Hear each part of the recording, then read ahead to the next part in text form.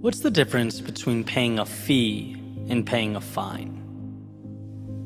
The answer to this question may not be as small or insignificant as we're inclined to believe. I recently picked up the book, The Psychology of Money by Morgan Housel.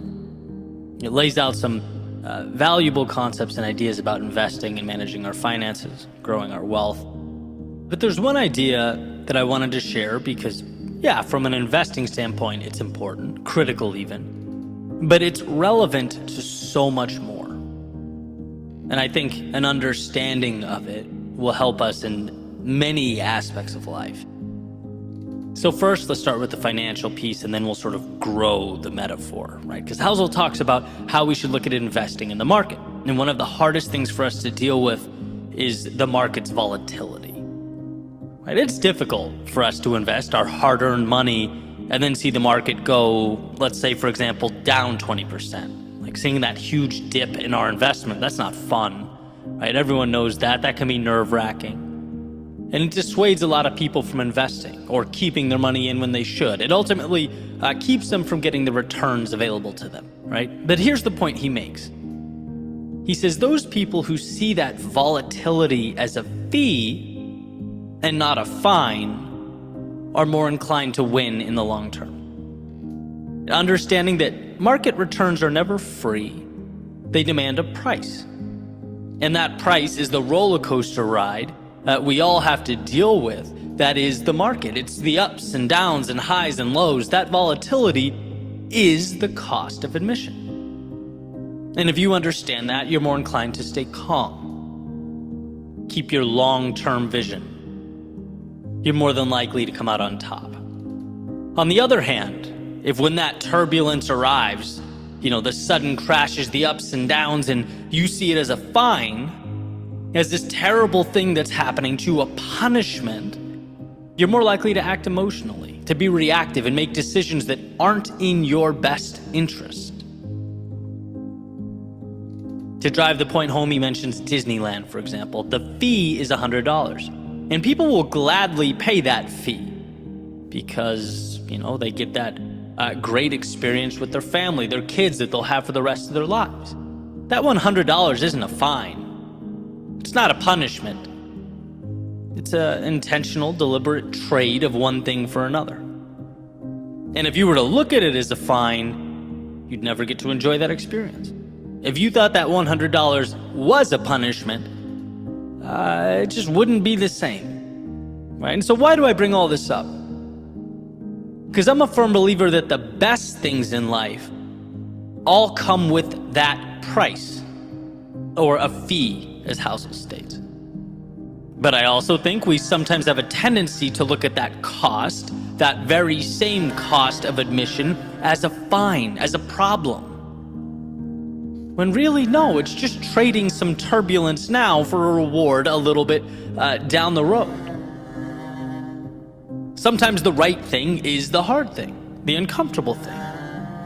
With dividends, it will pay so long as we understand that it's opening the door to something greater. Leaving a situation is not good for you hurts, right? We've all been there, we all know this in some capacity. But it's not a punishment or even a bad thing, right? That discomfort associated with walking away is a fee that will enable you to live a more aligned life in the very near future. Or let's say you're building something meaningful, something you care deeply about, but it's just you and the idea. There is no validation, certainly no external reward, not yet, and continuing forward in those moments is hard. It's taxing. Emotionally draining even. But this feeling, again, isn't a punishment. It's not a fine, it's the fee. It's the cost of admission to bring something into life that wasn't there. Life's greatest moments are expensive. It's just, are you going to pay the fee to bring it about, or the cost of regret at a different time? And you get the point, right? You can take this and apply it to so many things. Falling down, criticism, feeling lost, having to start from the bottom. These things are not fines, they are fees. They are price tags. And so often, the initial price is a bargain compared to what we'll get back. We just need to stop perceiving their mere existence as the world working against us. No, these are opportunities in disguise. It's easy to walk by the important things, to dismiss the uncomfortable things. The harsh truth is that our greatest opportunities are often intertwined in our distress. That's why so many people walk away from the things that will make their lives better. That's why so many people pull their money from the market when it takes a dive. So many people walk away from a project or idea when things get challenging. Or conversely, it's why so many people do nothing at all. They stay in situations they aren't happy with and know they need to change because the fee to get from point A to point B feels too steep. But I think the value is in comparing the discomfort, the cost, the fee to what it's going to bring you down the road, because often it's a bargain. We need to remember that what it will ultimately provide has life-changing potential. Understand that resistance is not a fine. It is not the world telling you no. It's life asking you, hey, do you really want this? Because if you do, it's yours, so long as you sign the dotted line and pay the price. Most people will be dissuaded by this. Most people will turn and walk away, but most people also leave a hell of a lot on the table. And I don't want that for you. You don't want that for you. The world we live in is one of abundance. So when life pushes back, understand that it's merely positioning you to move beyond your limits, to redefine your worldview. And while admission isn't free, it's well worth the price.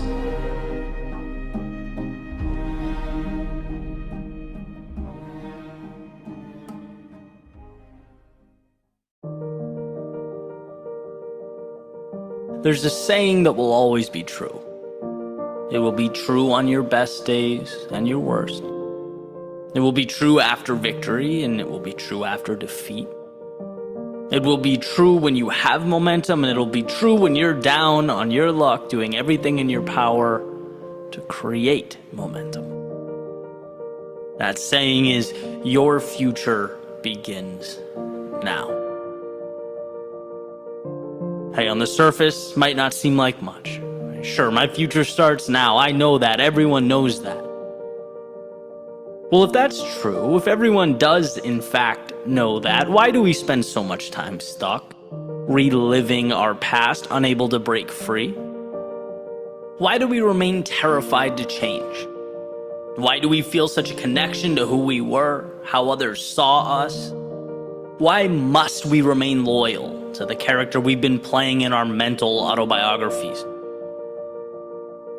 See, here's the thing about the past and the future. One is fixed, can't be changed, and the other, well, it's waiting for you to tell it what it is. One is expired time, one is plans to be determined.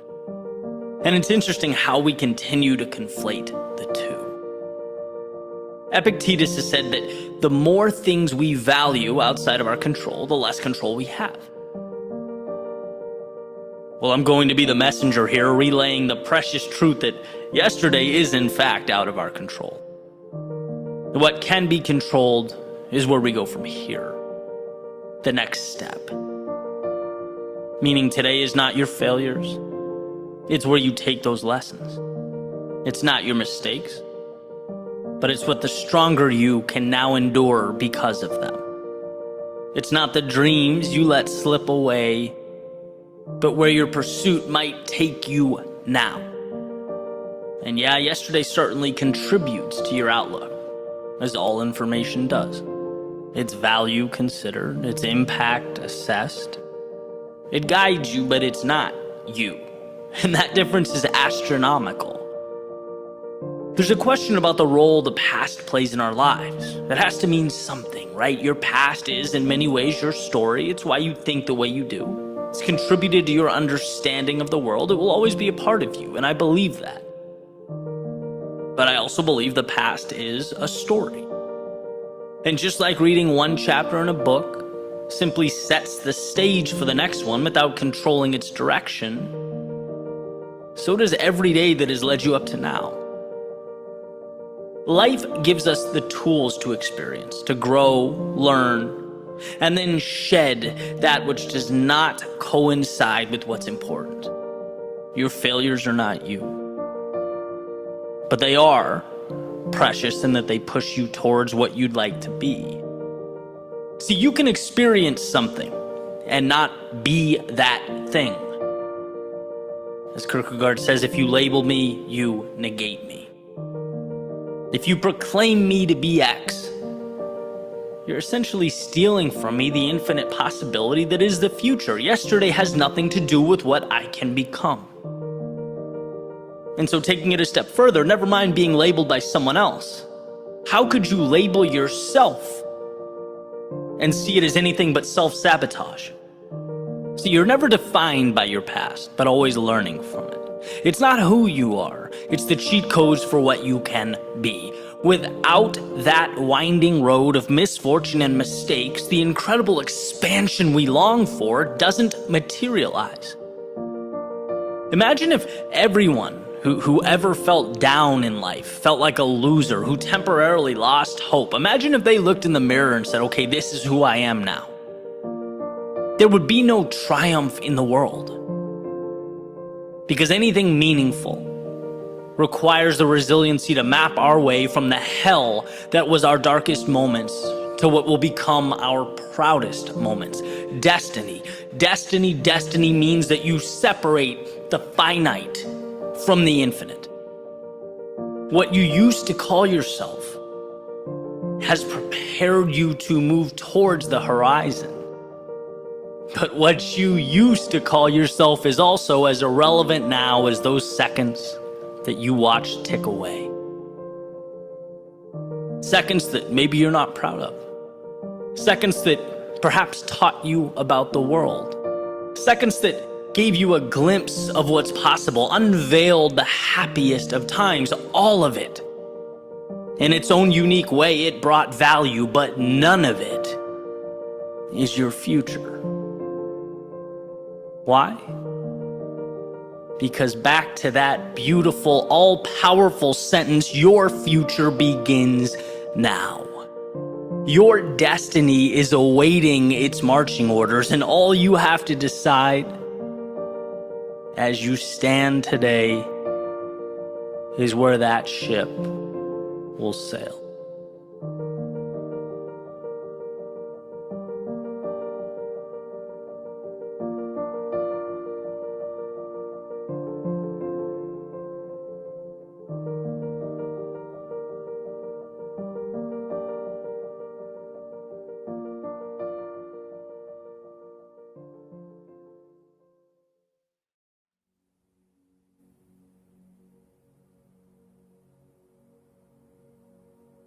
There's an old quote that states 80% of life is showing up. Now, showing up means many different things to many different people, but the idea is not complicated. You can't do anything of significance unless you have first and foremost arrived. Which brings me to today. See, I had a list of concepts I've been excited to talk about, things that I've either read or have been recent epiphanies in my life. And I can't wait to share those with you. But this morning, oh, let me tell you about this morning. Finding the energy to do anything felt like trying to squeeze blood from a rock. I woke up with a headache, exhausted because I didn't sleep at all the night before. And you know that feeling, like when you didn't sleep at all the night before, you're oddly constantly reminding yourself the next day that you didn't sleep, and everything just felt off. And really, as I'm speaking now, things still kind of do. And so I got up and I sort of played with the idea of taking the day off altogether, right? Maybe I'm due for one anyway. I thought about resting. The little devil with the pitchfork on my shoulder, continuously reminded me how great sleep would feel. And I was sitting there, kind of weighing my options. Took some ibuprofen, started the coffee, sat down on the couch, just kind of looking at the wall, what to do. But realistically, I knew. And I want to explain why. Over the years, I've taught myself through repetition that sitting down and writing and recording, unless I plan intentionally to do otherwise, is a non-negotiable. It's helped me see that the goal in any meaningful pursuit should be getting to the point where, despite the circumstances, you show up. Stephen Pressfield, whose voice often echoes in my mind when I come face to face with these situations, he wrote, "Art is war between ourselves and the forces of self-sabotage that would stop us from doing our work. The artist is a warrior." Artist being anyone bringing something to the world that does not yet exist. And he goes on to describe the battle with the mind over sitting down in that chair and writing when we know we must write but don't want to. When a tired or distracted mind begins looking for off-ramps, as mine had clearly started doing this morning. These seemingly trivial moments, when any rational soul could argue for the validity of postponing their date with Microsoft Word, well, they come to matter more than ever. Because greatness is a byproduct of intentionality. If you become accustomed to breaking promises to yourself, if you leave that door cracked for exceptions here and there, it will ultimately be kicked open. And that's why I inject little reminders like that into my life, to keep that mental muscle working. For example, there can never be dishes left in my sink when I go to bed. Why? Because if I skip it once, there will always exist reasons to skip again. It's a very easy thing to not care about. Because here is the reality. Progress is a lifestyle. Growth is a lifestyle. At least if we're talking about any meaningful type of evolution. I just finished reading It Takes What It Takes by Trevor Moawad. One of those 3 to 5 hour listens on Audible, depending on how fast it's playing. It really packs a punch. And I'm going to be diving into a few of his concepts a little more in the coming weeks. But one thing he discusses that I found incredibly valuable is the illusion of choice. And what the illusion of choice highlights is that there are a set of behaviors that must be carried out to be effective. The idea of alternate routes is an illusion. There are no choices when it comes to what's necessary. We know what must be done to win. Now, knowing that is one thing. Knowing that and having to propel yourself to action when you feel like garbage is something different entirely. But that's why it's so valuable to get to that place where you can take the emotion out, remove the internal deliberation, and automate the things you know are going to help push you to be that better version of yourself. In other words, you show up for you, period, and that is a non-negotiable. That's the level we all need to get to. And I'm thinking about this, drawing parallels to a lot of different aspects of my day, right? The interval training I have this afternoon. When you're exhausted, 40 minutes in, and are switching from squats to mountain climbers or whatever it is, right? Instructor makes the announcement. I don't think about anything. I don't give myself a chance to try and rationalize any weakness. I know, if this is important to me, keep that door shut. No thinking, just doing next. Simply doing what you always do, what you've signed up for, cannot be self-perceived as some monumental sacrifice. No, it's just what you do. It's neutral. Sometimes you feel like it, sometimes you don't. But you do what you do. And that puts you on track to accomplish some incredible things. And so remembering this ultimately pushed me through that studio door this morning and placed me down right in front of my mic. Sure, I had to adjust some things. Definitely picked some, mellower music. There's going to be no crescendos today or my head will explode. But this is not torture. In fact, I'm really happy with the way the episode's turning out. I would have missed out on something that I think is going to be pretty valuable in a variety of ways. But what I'm telling myself is that this is not a victory. It's certainly not defeat. It's just what I do. And so the question worth asking yourself when facing the adversity life presents, in whatever arena you are in, is, are you willing to show up for you? Can you turn that internal deliberation switch off when it comes to the necessities before you? Minimize that rationalizing that I battled with this morning. We don't need or want that. There should be no thinking, no cracked doors, no metaphorical dishes in the sink. If you decide something is important and you sign that dotted line, when it's time to execute, you act. And then you move directly onto the next. The goal is to not even negotiate with weakness. Now, that's not to say Pressfield's aforementioned war of art won't rage on as you journey to the new horizons you've set out for. But just like anything, it's an understanding that will help you focus, will help you say no to the distractions and the minutia, and continue writing your story, constructing your reality line by line and piece by piece.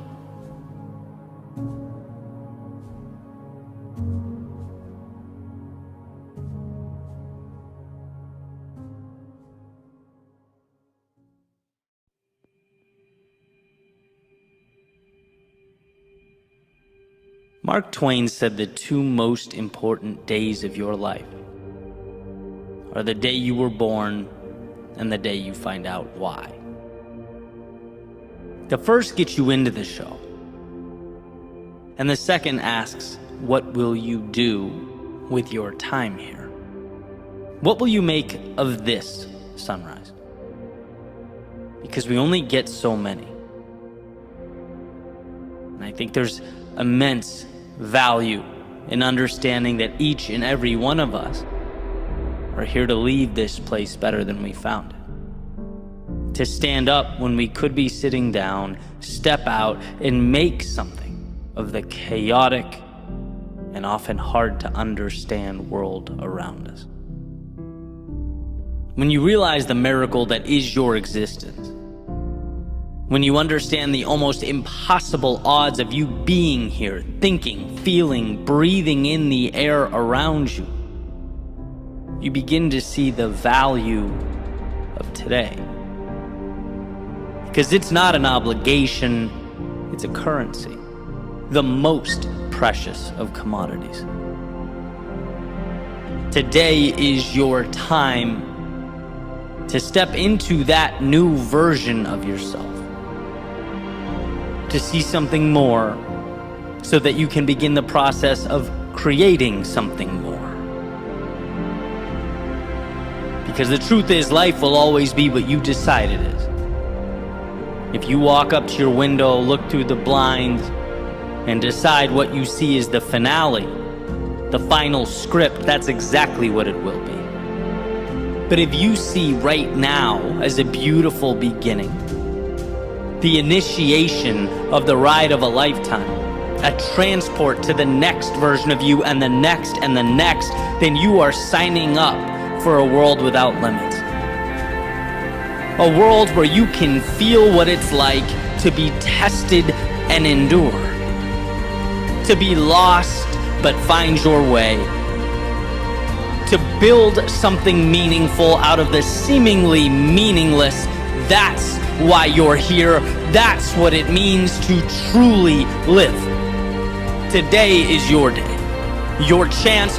Don't let it slip away from you. Don't be fooled into thinking it's less than it really is.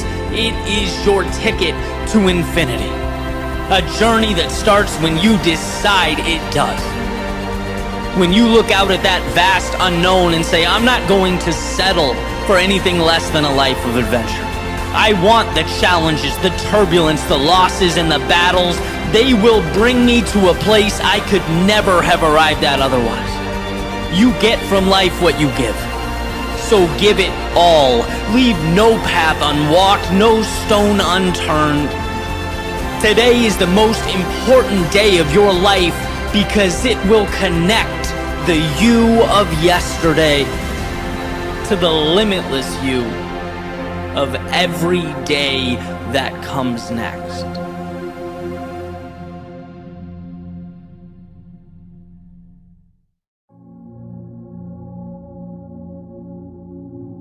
It may be that our greatest gift in life is that we're always one decision away from transformation. We're always one decision away from a new path, with new experiences, new beliefs, new identity, one decision away from a totally different life. It's almost incomprehensible that all the days leading up to now, everything we knew ourselves to be can be discarded and left with one swing of an axe, gone. What is more miraculous than that? We live at the intersection of two imaginary worlds, right? The past and the future. The past is gone and essentially meaningless. Yet as the provider of our identity, it still rules over us. Our sense of who we are comes from our collection of past memories. That imaginary world of yesterday, like the elephant tied to the chair with the rope. It hasn't realized it's strong enough to break free. It doesn't know that what confines him is not the rope, but acceptance of a lie. And that's what the past, that's what identity is, a lie. We are not yesterday, we are right now. And from the trivial things to the significant things, we get wrapped up in that lie. We overlook the gift of control we have over our future. What does it mean to say, I'm not a morning person? That in your past you hadn't conditioned yourself to wake up early? Okay. What does it mean to say, oh, I let people walk all over me? That in your past you didn't stand up for yourself? What does it mean to say I'm awkward or shy or I struggle with writing or running or public speaking? So maybe you did. But what does that have to do with right now? What does that have to do with realizing the control you have over your life? Because simply realizing you can disconnect from these narratives, that they are not you, is a superpower. Realizing that calling yourself a bad student because you failed a test is like never taking off your raincoat because it rained yesterday. It's like, no, the sun is out, adapt. And once you realize right now is the beginning of the rest of your life, you can start making little changes. Identify not who you were, but who you'd love to be, and move towards it. Read The Power of Habit and Atomic Habits so that you can understand change isn't crazy or big or scary. It's moving little things in your life around so that they work for you, not against you. Start waking up and thinking about not what has happened, but what can happen. Not what can go wrong, but what can go right. You are always one decision away from a totally different life because you're always one decision away from change. From walking away from the narratives that you have accepted. And so remember that. But remember it not just when things are fine. Remember it when you're struggling, when you feel restless or uneasy, unsure, uninspired, sad, angry, not content with the reflection in the mirror. When you feel that negativity, you're not looking at what can be, you're looking at what you have been. And there's no room at the table for that distraction. Not when you can reach out and start building something new. Not when you can put on a new pair of shoes and walk down a different path. You are always one decision away from a totally different life. And that decision should be first and foremost to choose future over past. Your next step over the last one, choose your ideal world and start building.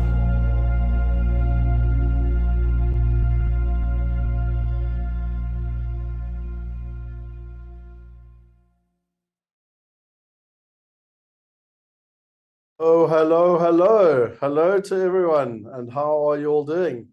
Welcome, 2024. Can you believe it? Can you believe that we are live? Can you believe that this year has finally got started? I know many of us have been thinking about it, and if you're anything like me, it's what's it, the 8th of January today, and yet, it's been a week already of this year, and you're kind of thinking to yourself the whole time, okay, right, like, what am I going to do? How am I going to make this year different? What are my goals for this year? Some people are like New Year's resolutions. Others people are like, that's a load of rubbish.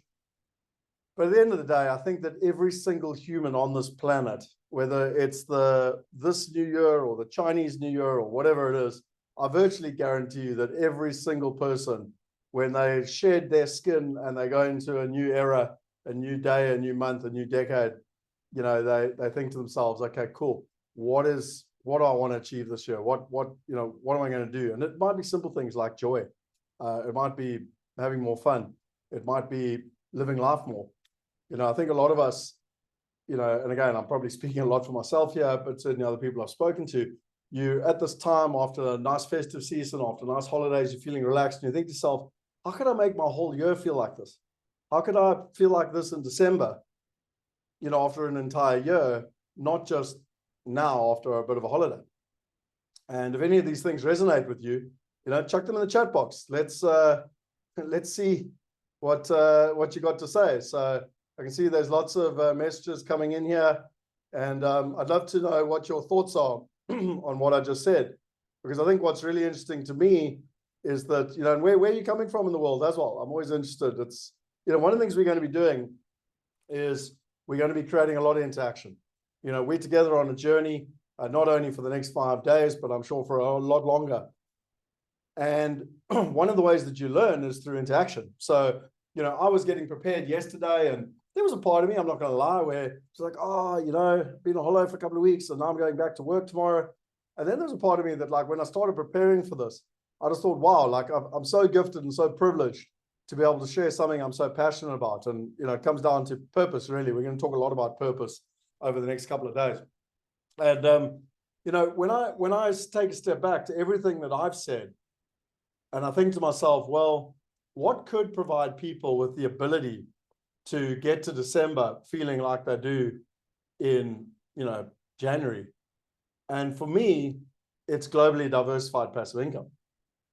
Because if you truly had globally diversified passive income, then you would do the things that you love. You would work with the people you enjoy. You would, because you've got the freedom. You've got the freedom to make the choices that you want. And, what is this next 5 days all about? It's about creating globally diversified passive income. So if that's something that interests you, then you're certainly in the right place. And I want to congratulate everyone that's live. There's a couple of hundred people already that are online joining us, which is fantastic.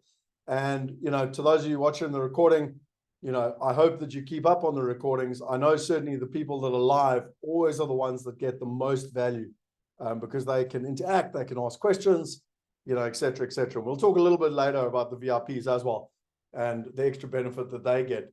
But my intention over the next 5 days is to take you from a place where you are today, which I'm sure is a case of like, oh my gosh, globally diversified passive income sounds wonderful, but it's probably impossible. I mean, let's be frank. I've been trying for years, even decades, and I haven't come close. So why not? And I'm going to share with you some simple systems, frameworks, and formulas that you can do to walk away with a plan, but most importantly, the belief that it's actually possible. If you if I could say to you by Friday that you were to have filled in this sheet, oh, where's it gone? You've lost me. So filled in this sheet here, your investor strategy sheet, and you were a globally diversified passive investor. You got a plan, and you had the belief. Would committing for the next 5 days be worthwhile to you? Yes or no? Just type in the chat box, yes or no, please.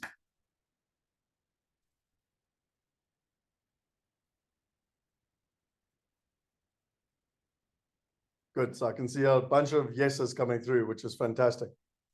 And I think this is the point, because nothing that's, something my father taught me, nothing that comes easy in life, nothing worthwhile doing in life is easy.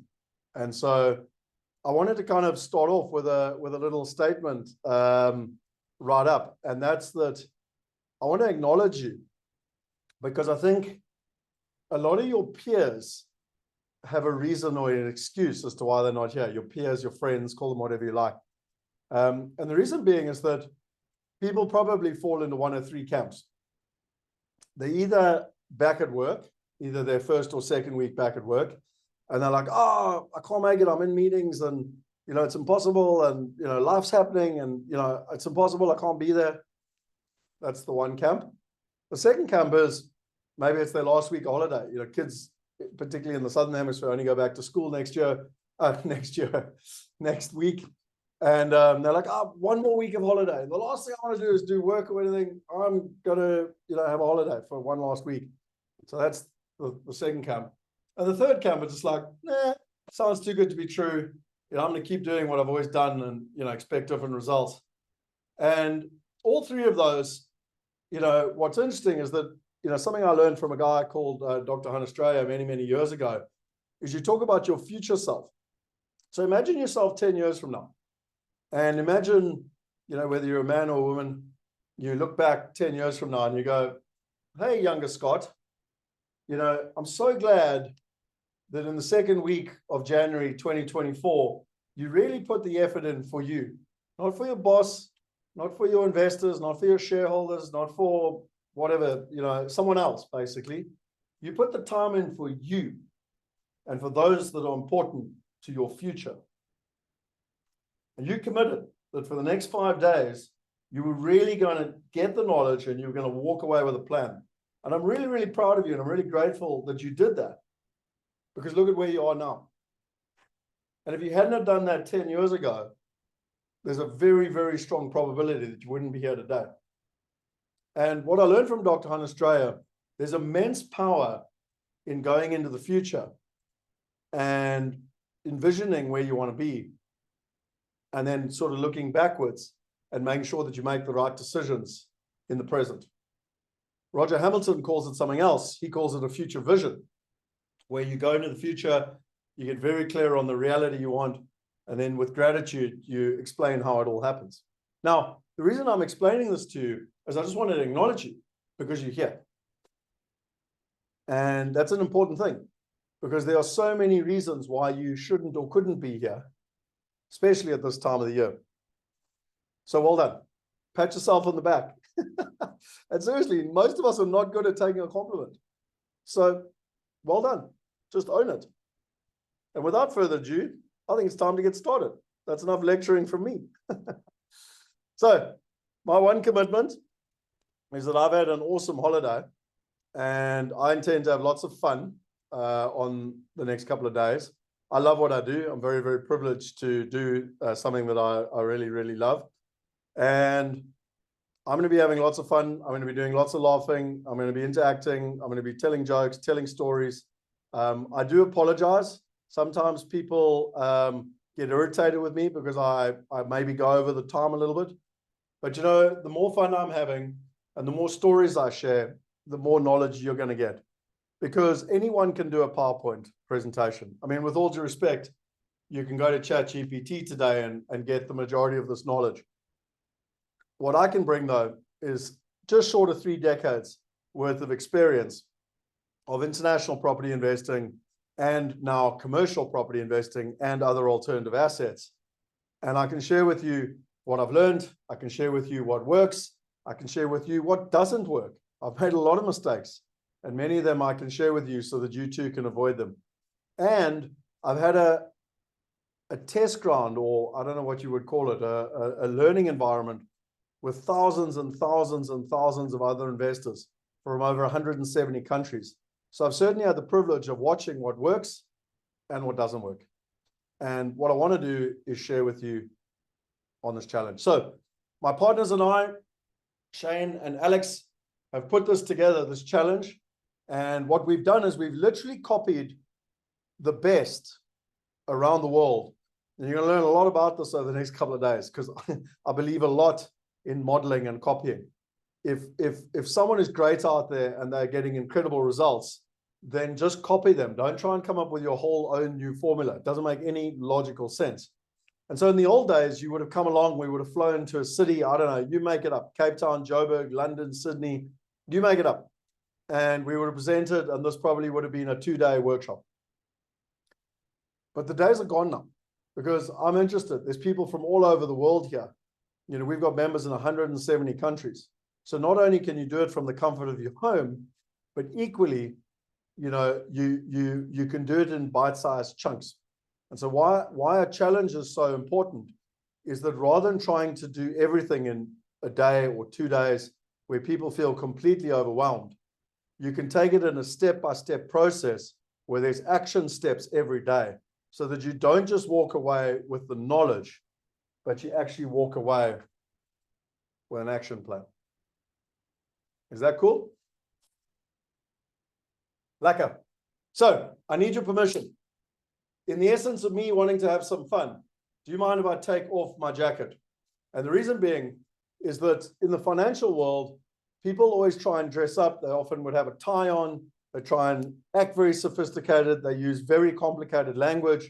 And they try and make this whole space a very daunting space. And the reason that they do that, in my humble opinion, is that they want you to feel inefficient, inadequate, not good enough, don't trust yourself, so that you can't make the right decisions. And they pretty much tell you you don't know what you're doing, so that you have to give your money to them, and then they charge you big fees to look after it. Yep.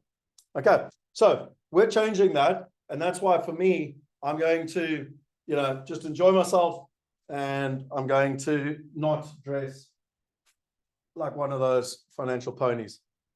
Let's get straight into the challenge. What is day one all about? It's about understanding diversification. It's about unlocking the financial protection and freedom, and it's the power of diversification. So you're going to hear me talk a lot about, you know, not only protecting your wealth, but also about freedom, and where does freedom come from and how do you do it? And then, you know, diversification, I'm going to share with you what the most important and respected people around the world think of it as an investment strategy in terms of that. So I want to start with a story. This was Richard Branson and me. So I had a dream of meeting Richard Branson. I've read all his books. I mean, I've literally got them all here. Screw Business. I've got loads of them. I don't know where they all are here. But I've pretty much read all of his books. And the reason being is that I epitomize, or idolize, actually is a better word, Richard Branson. And the reason being is that I really think he's got it all. I mean, if you think about it, he's happily married and has been for a long time. He's got 2 great children. You know, he has built 400 businesses, of which 8 of them are billion-dollar businesses in different sectors. He's done a hell of a lot for charity and for the betterment of the world. He's had a huge amount of fun. I mean, he's done some incredible things, you know, crazy things around the world. And he lives on a private island. What else do you want in life? Like, literally, and he has a hell of a lot of fun. So I was like, wow, like, you know, my philosophy in life has always been, you know, I want to put myself in the room where I'm the dumbest, poorest person. Because if I'm the dumbest, poorest person, you can actually only go up in life. If you're in a room where you're the cleverest person or you're the wealthiest person, the chances are you're pulling other people up, but you're going nowhere individually. And so I've always tried to put myself in an environment. So I actually got asked just this weekend, someone was saying to me, you know, how did you get to meet Richard Branson? I was like, well, I believe very much, and I've already started this morning, in visualization and ultimately like creating the future you want. And one of my futures was I wrote my goals very clearly, was to meet Richard Branson. So I did it in 2010. I met him at the convention center in Johannesburg. But I mean, let's be frank, there were 2,000 other people in the room. I was just at a presentation he was giving. Anyway, I still got to meet him. Well, see him in the flesh. Then about 2013, one of my business coaches, Roger Hamilton, sent a video of him on Necker Island with Richard Branson. I was like, no way, is that even possible? I didn't even, like, that wasn't even a goal because I didn't know it existed. And anyway, I got a hold of Roger. I said, how'd you do this? He explained the whole process. There's a group in America called Mavericks. It's quite difficult to get part of them. You know, it's like really, really complicated. And then from that group, 25 entrepreneurs a year get invited to Necker Island, and they spend 1 week with Richard Branson on Necker Island. So anyway, I managed to go through that whole process. And in 2015, I went to Necker Island. And this was actually Richard Branson and I going kite surfing around Necker Island. Now, why do I tell you this story? And the reason I tell you this story is because of the t-shirt I'm wearing.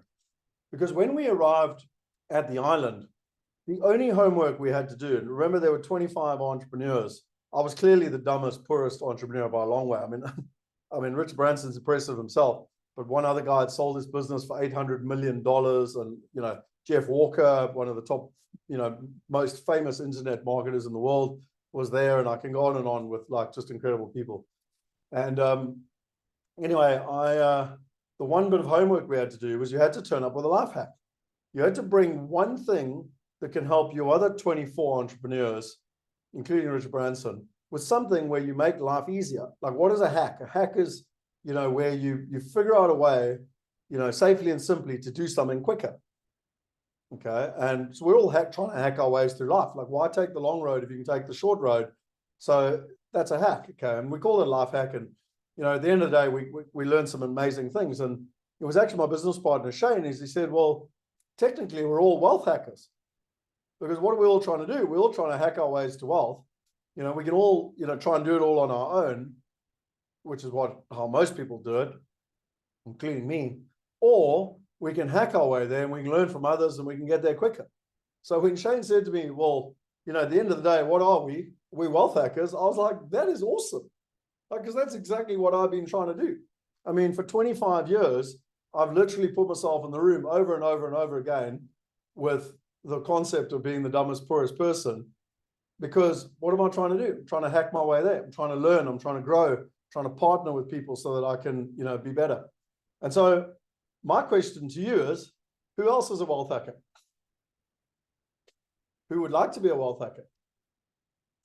And some people say to me, yeah, but Scott, I'm highly sophisticated. I'm 65 or 70 years old and I live in a place like South Africa or London or whatever, and I've got lots of wealth. I go, cool. Are you globally diversified? Have you invested in America, Europe, England, Australia? Are you in multiple different assets? And the chances are no.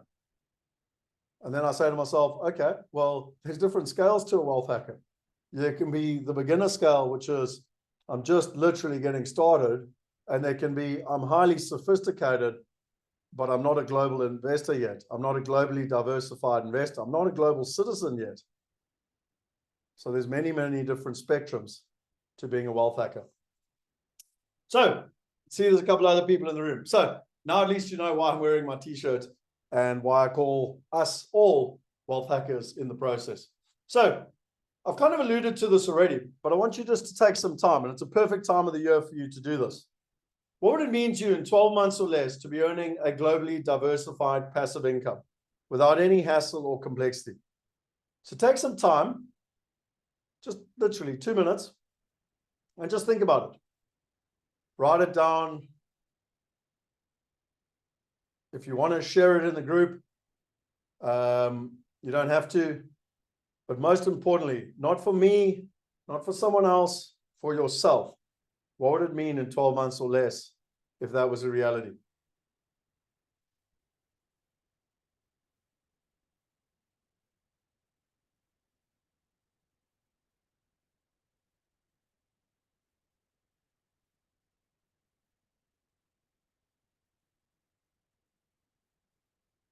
I can see there's a couple of comments coming through here.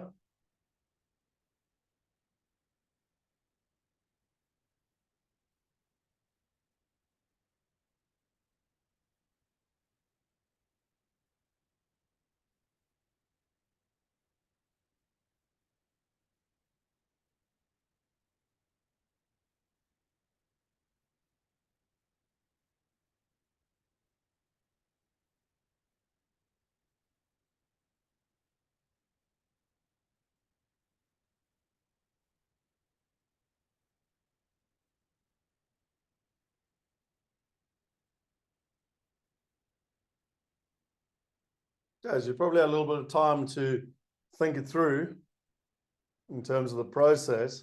At the end of the day, whether you want to put it out there publicly or whether you want to keep it privately, I don't care. But I want you to take the time to think about it. Imagine we were having this conversation in the first or second week of January next year, or even on the 31st of December. And with, as a fact, you knew that you are now earning globally diversified passive income. And by the way, maybe you haven't got to your freedom goal yet, but maybe you've earned $100. Maybe you've earned $10. But I can promise you one thing. The moment you start earning, it'll be a complete mindset shift into belief. I've got a second question for you. How would you like a system which can statistically help you get there 70% faster, safer, and simpler?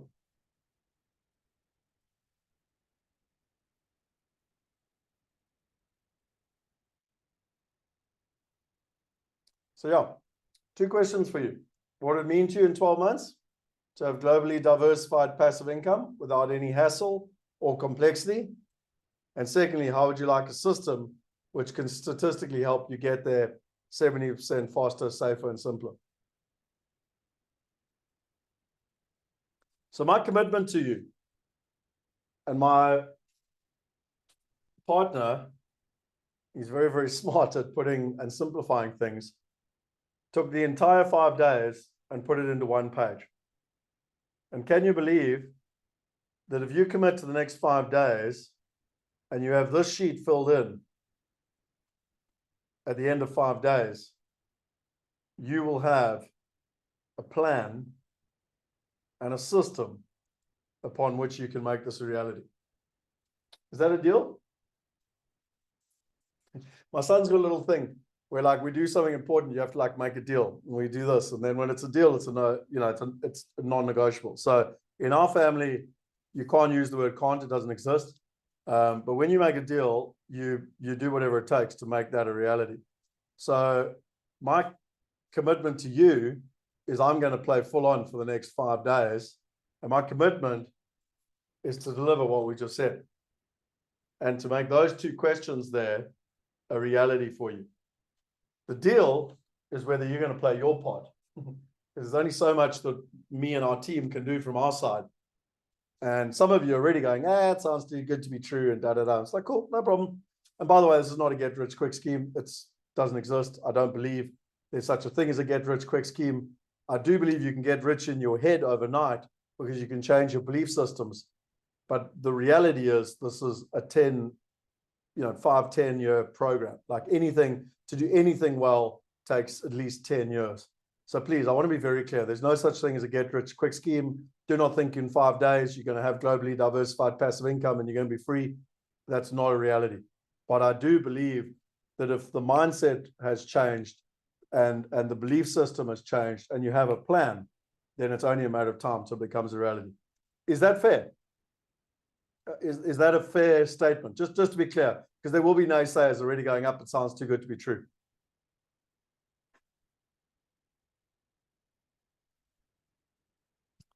Okay, so let's look at the problems that a lot of us have. The problem is that people get their musts and not their shoulds. So what does that mean, basically? It means that you get what you tolerate. And so let's just take money.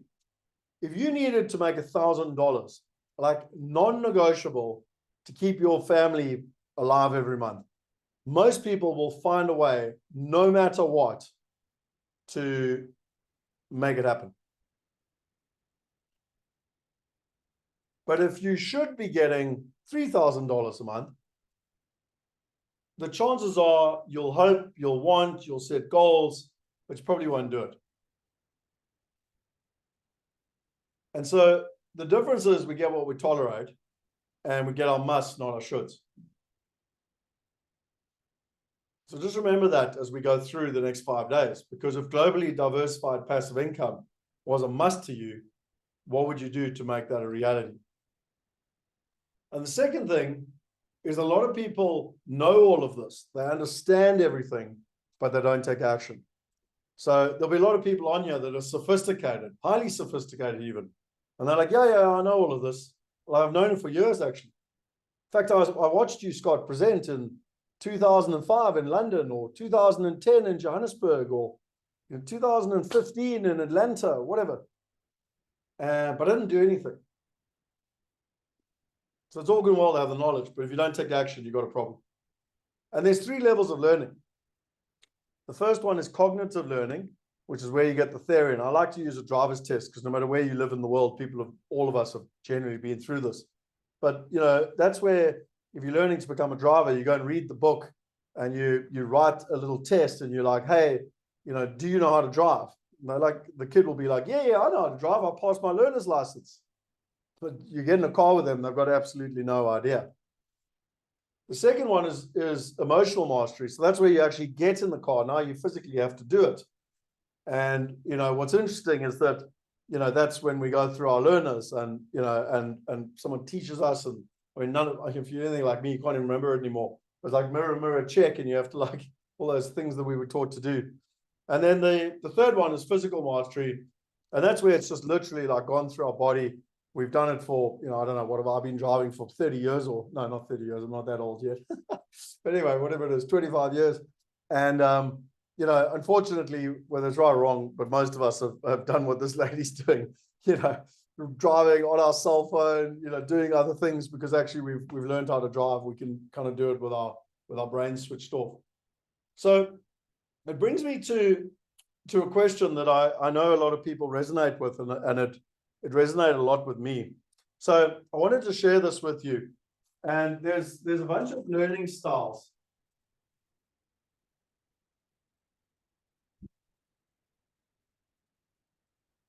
And I'm going to be using the board today quite a lot. So let's go through the first 2. You've got a dabbler. Okay. Now what does a dabbler do? So a dabbler, let me stop sharing my screen here so you can just see me a bit better. So a dabbler in the green, they want to learn something new. I don't know. Let's start with finances. So they go, okay, I want to learn something new. And they come on a 5-day challenge, they learn so much and they're excited, but then life hits them in the face, and they're like, oh, actually, this is too hard. I tell you what, I'm going to stop doing this. I tell you what, the new thing is Forex trading. I'm going to do Forex trading. That's what I'm going to do. They go do a course on Forex trading. And then, actually, that's quite hard as well. So I'm going to stop. Oh, no, wait.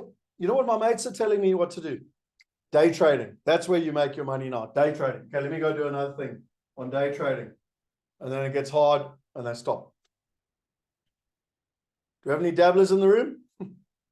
Anyone read loads of books, been on loads of courses, but not being very good at implementation? What about a stressor? So I know one of these people personally in the mirror. So a stressor is someone that goes, tell you what, I'm going to learn about this investing thing, or this investing in property thing. This is what I'm going to understand. So I tell you what, I start learning about it. I'm learning about it. And then what happens? Oh, it gets hard. Oh, hard. Tell you what, I'm going to stress. And I'm going to go on courses and I'm going to learn from people. And I'm going to stress. And I'm going to stress. And I'm going to stress. And I'm stress. And oh, what happens? I break through. Yes, I've learned something new. I've broken through. And then what happens? It gets hard again. And I stress and I stress and I stress and I stress and I go, I learn, I go on new courses and I read new books and blah, blah, blah. And boom, I break through again. And, this was my strategy. So my philosophy was always, to work harder than the guy next to me, to study harder, to be fitter on the rugby pitch. no matter what, but always just to do more than the person next to me. And when there was a problem, I stressed. I read books, I went on courses, I found coaches, I got mentors, you name it. I did whatever it took, and I stressed. So, have we got any stressors in the room? Anyone resonate with the stressor? I know I certainly did. So, what I learned in 2010 was there was actually a better way to do it. And I had been running my own business since 2004. And my philosophy of working harder, like I just couldn't work any harder. There's just not enough hours in the day. I was stressed beyond belief. And I applied to go to Tony Robbins' business mastery in where was it, in Vegas. And it was like applying to go to Harvard, to be honest. And it was an incredible experience. Also a 5-day experience. Cost me $15,000. And when I went there, I learned a whole new concept. And it was the concept of mastery. And remember that this had been me. Luckily, I was never a dabbler. I'm a big believer that when you commit to something, you finish. So like there's a couple of hundred people on here. I always find it fascinating how many start on Monday and how many are not here by Friday. It's a very good sign of dabblers because they come and they stop and they start, and then they've got lots of excuses. They blame the world, they blame the government, they blame the boss, they blame their wife, their husband, their children, whatever. We all know them. And then you got the stressors and they kind of just do whatever it takes, but life's hard and it's stressful and it wears you down. And then in 2010, I learned a new way, and it's why I love to share this with people, because it was such a game changer for me, was that what Tony Robbins taught me was that, there's a third way, and that's the way of mastery. And so how do you do mastery? Well, you do it through modeling. So if you're here and you want to get to there, you can literally go and find people that have kind of done the journey, and you can literally copy them. Like you can model them. You can go and say, well, how did they do it? And then you literally model. And then what's also interesting is that it doesn't always work, but you also expect for things to not go according to plan. So they go up and you expect, okay, this is a challenge. This normally happens in investing, or not all investments work. Things go wrong. Okay, cool. And you don't get stressed by it because you plan for it. You expect problems. You find a pathway. There's an easier way to do things. You look for how others have done it through modeling. And success leaves clues. You can literally copy. And so I learned this from Tony Robbins in 2010. And I realized it was just a much better way of getting to success. And then from there, I even realized there was a way from a mastery perspective where you could copy and model other people. But there was a way that might even be more powerful. And that's this way here. And I can see it's not very dark, so I'm going to rewrite it.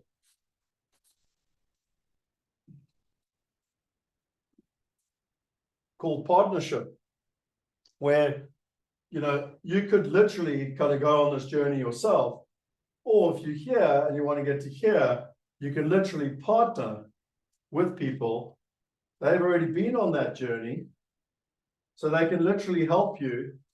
They've seen the potholes. They can help you walk around the potholes, and a lot easier you can get to that point. So this is something that I started really learning in the last decade, and it's been a game changer for me. And the reason that I'm sharing it with you is because you get to choose. Do you want to be a dabbler? Do you want to be a stressor? Or do you want to be a master? Let me know in the chat box which one it is. And I'm very consciously doing this because I want you to switch your brain on. And if nothing else, I mean, you can literally go home now. You can literally say like, okay, cool. I want to learn how to ride a bicycle. And you can decide whether you want to be a dabbler, a stressor, or a master.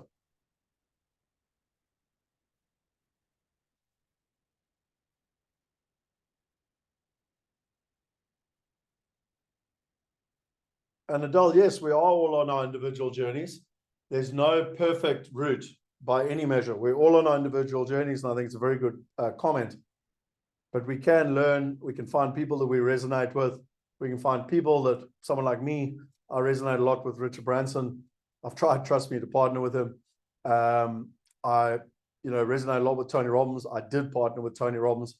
And, for me, it's individuals are always going to be individuals. So, but actually there's a beautiful thing that Hannes Dreyer taught years ago, where he said there were 7 levels to success.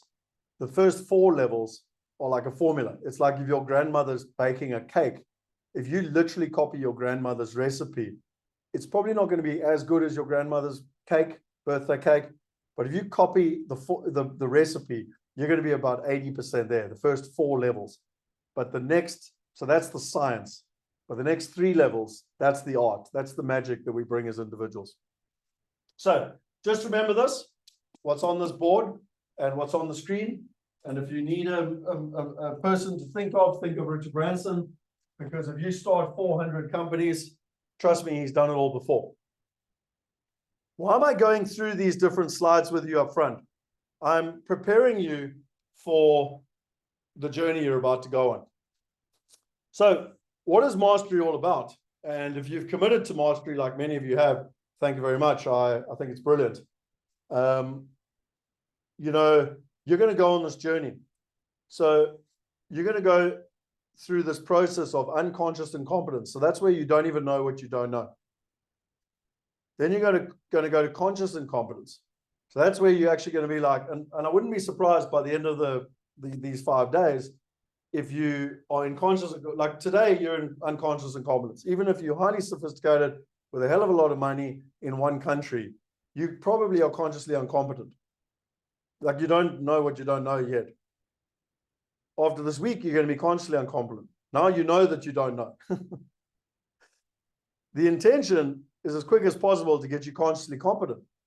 And we're going to give you an action plan. We're going to give you a way to do that, so that you can basically be consciously competent in terms of the next steps. And ultimately, long term, you want to be unconsciously competent, which is where you know and can do it without even thinking about it. And take riding a bike. You know, this guy over here doesn't even know what he doesn't know about riding a bike. This person that jumps on a bike for the first time now knows that they don't know how to ride a bike. This person is sort of riding a bike and kind of knows what to do. And this person doesn't even have their hands on the handlebars. And this is the journey that we all go through when we're learning. And my expectation will be that you're going to feel quite overwhelmed over the next 5 days. So just be aware of this. And, you know, don't shut it off. Don't shut yourself off. Don't think you're not good enough, or don't have the knowledge, or didn't go to the right school, or don't have a degree, or any of that rubbish. Just be aware that this is the learning journey. And our strong intention is to take you through this journey and to help you come out the other side. Is that a fair call? Yes? No?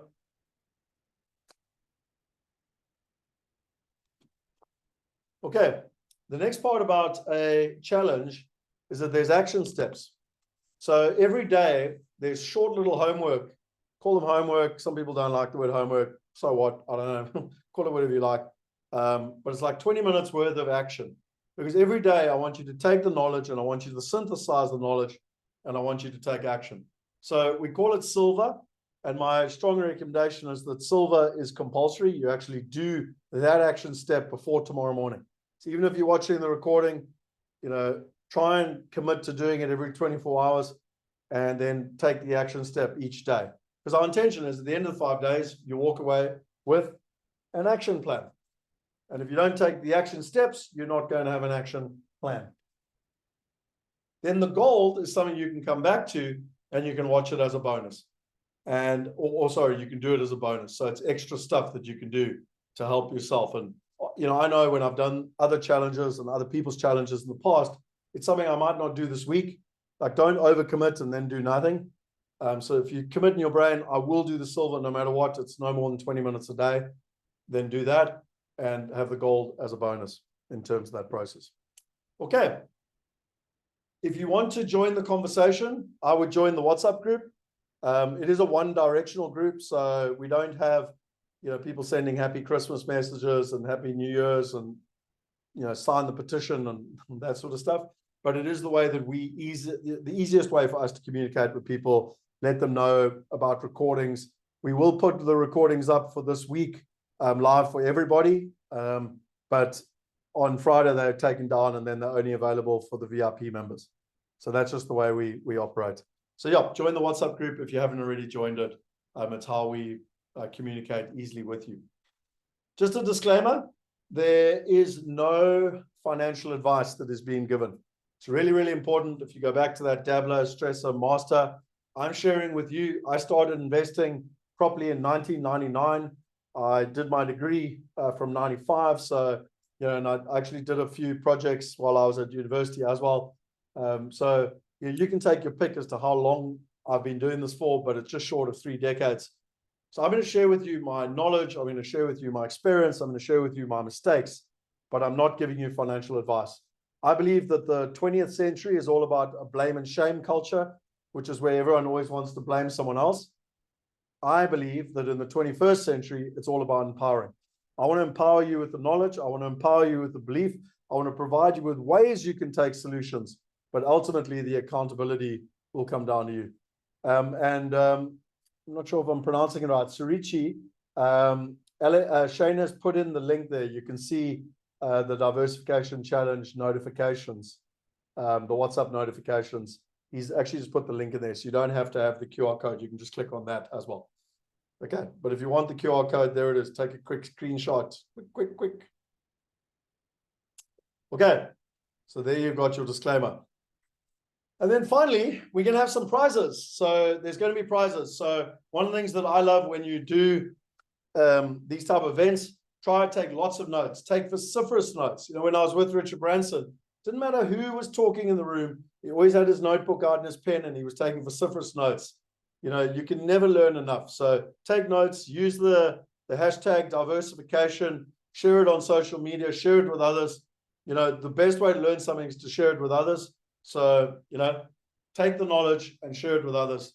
And we're going to have a prize for the person that is the most interactive. And we're going to give away today a ticket to the VIP experience for the person that engages most in the chat. And just if you haven't signed up for the VIP, what is it all about?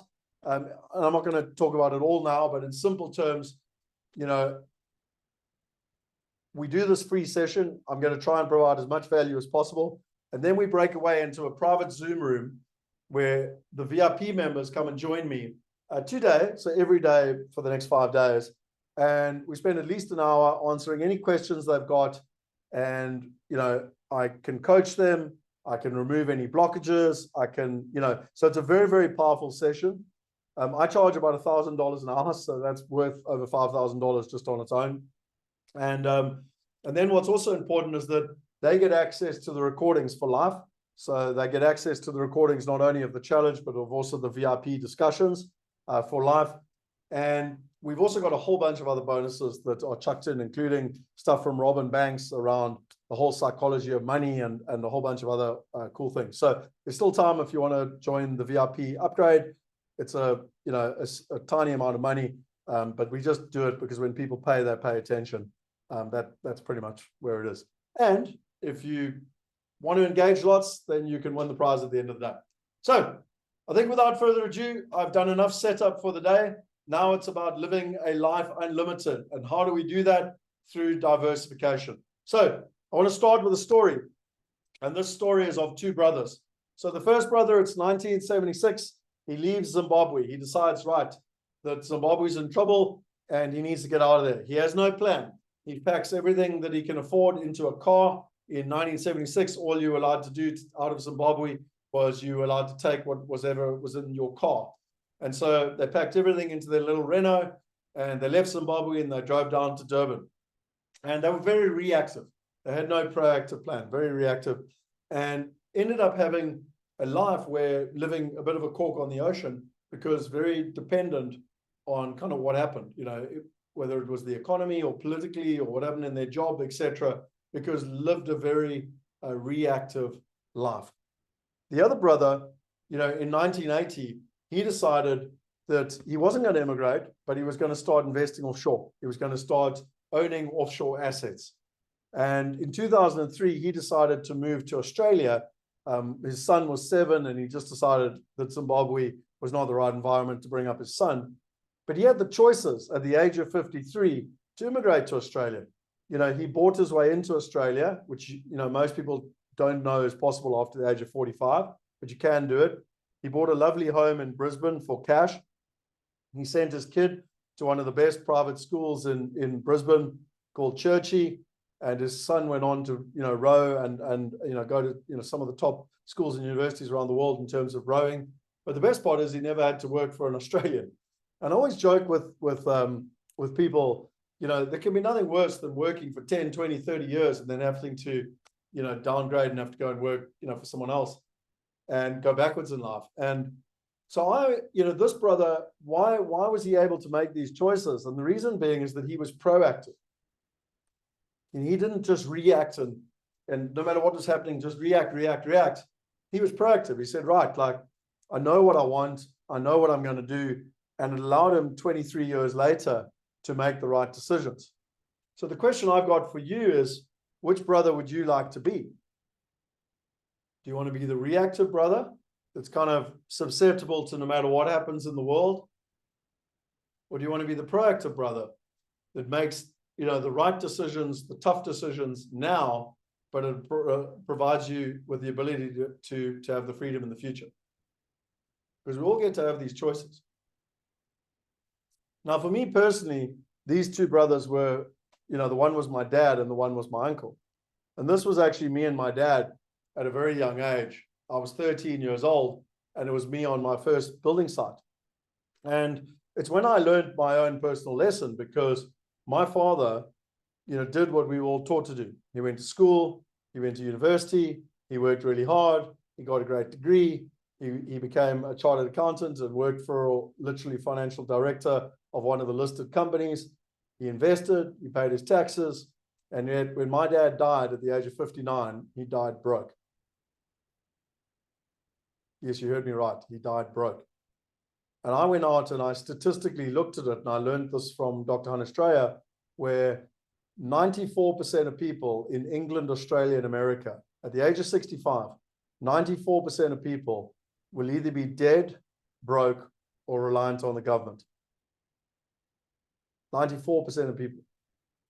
5% of people will be financially independent. So people are like, woo, I want to be financially independent, until you actually go and do the research. And financially independent is 25% less than your last paycheck. So you're effectively financially trapped. And only 1% retire wealthy. And so when I learned all this stuff and I looked at my dad, and I mean, I was literally copying the same strategy. I was working hard, going to school, going to university, getting a good job, blah, blah. It's like, this is ridiculous. This is broken. It doesn't work. And so I tried to go another route. And I'd be very surprised if many of you haven't read this book, Rich Dad, Poor Dad. And, I went out and I vociferously studied as much as I could. I was like, right, I am going to do it a different way. And, he teaches a lot about the E, the S, the B, and the I. And I don't have time today to go into all of this detail. My mother actually gave me this book literally in 2001 on my birthday. And it said, "Dear Scott, we hope you make your fortune. But more importantly, we hope you have good health, many friends, and lots of happiness. Lots of love, Mom and Dad." And what's really interesting to me is that, when you study this, and I'll go into it in a little bit of detail for you here, but you've got the employee, you've got the self-employed, you've got the business owner, and you've got the investor. And everyone is trying to figure out how to get to this stage here of the investor. Because, I don't have time today to go into this in a huge amount, but on this side, you've got active income. And these people, the employee, they've got hard work, no security, no time, living on the hamster wheel, have a job. Then you've got self-employed. It's where you own your job. Large debts, insufficient funds, stress. It's 95% of people on the planet with only 5% of the wealth. On the right-hand side, you've got passive income. And you've got the business owner that kind of has systems and whatever. And it's, I've been a business owner for a long time, and I'm not 100% agree with this. Maybe I haven't figured out either. But easy work, stability, spare time. And then you've got the investor, which has no debts, plenty of money, and freedom. And that's 5% of people and 95% of the world's wealth. And, even if you're a business owner, highly sophisticated business owner, many people are trying to figure out how to get to the how. And again, we talk about international, globally diversified passive income. That is where you're a true global citizen. That's where you're truly diversified, when you've got that freedom.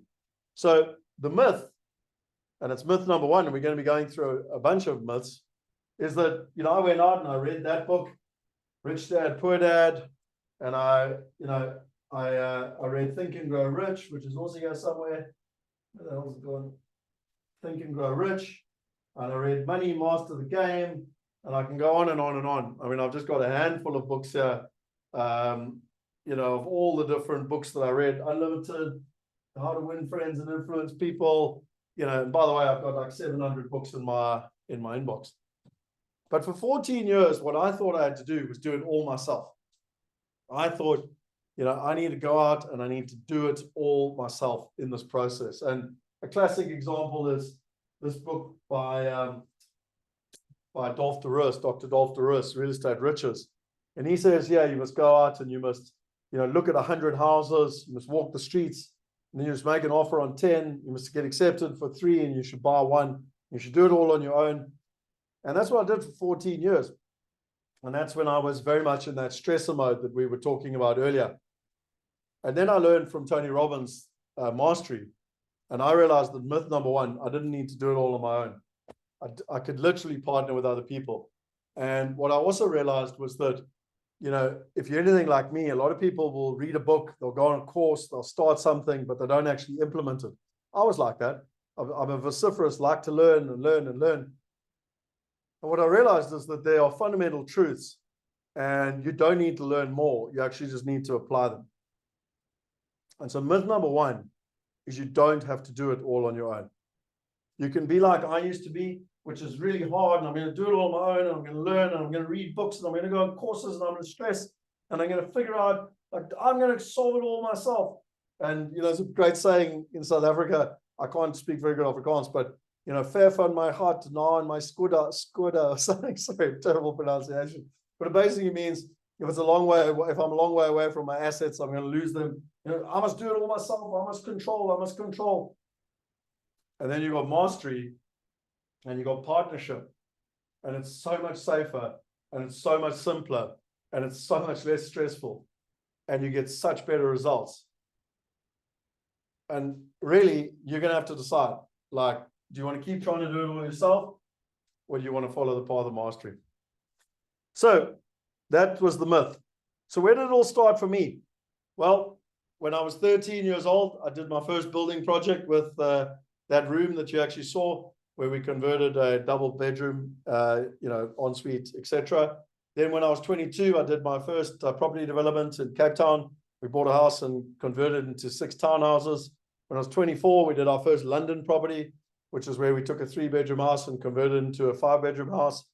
Then I started a company at 25 called RPS, where we helped thousands of property investors invest into South Africa, then hundreds invest into the UK, hundreds into Australia, and hundreds into America. And it was all in residential property. And I realized that the major problem that you had was that 99% of people were not investing like the top 1%. They were limited to in-country deals. There were massive barriers and hassles. And, investing locally is hard enough. Investing in commercial property is now impossible for most people.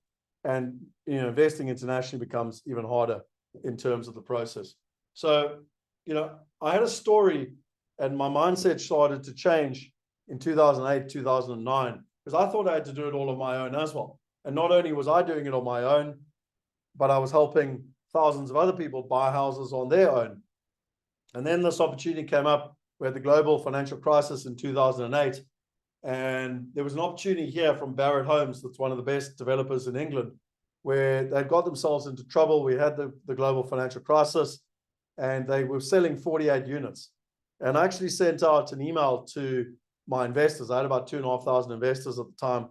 And I literally said to them, it was a 40% discount. We were going to be cash flow positive from day one. The properties were fully furnished, fully tenanted, about an 8% yield, income return in pounds in London, in Wimbledon, where the tennis is. It's like a no-brainer. And I literally said, I don't care what happens with the market values in the short term. This represents a real opportunity. Now, we could buy those apartments for between 160 to 180,000 pounds each. in 2008, 2009. What do you think they're worth today?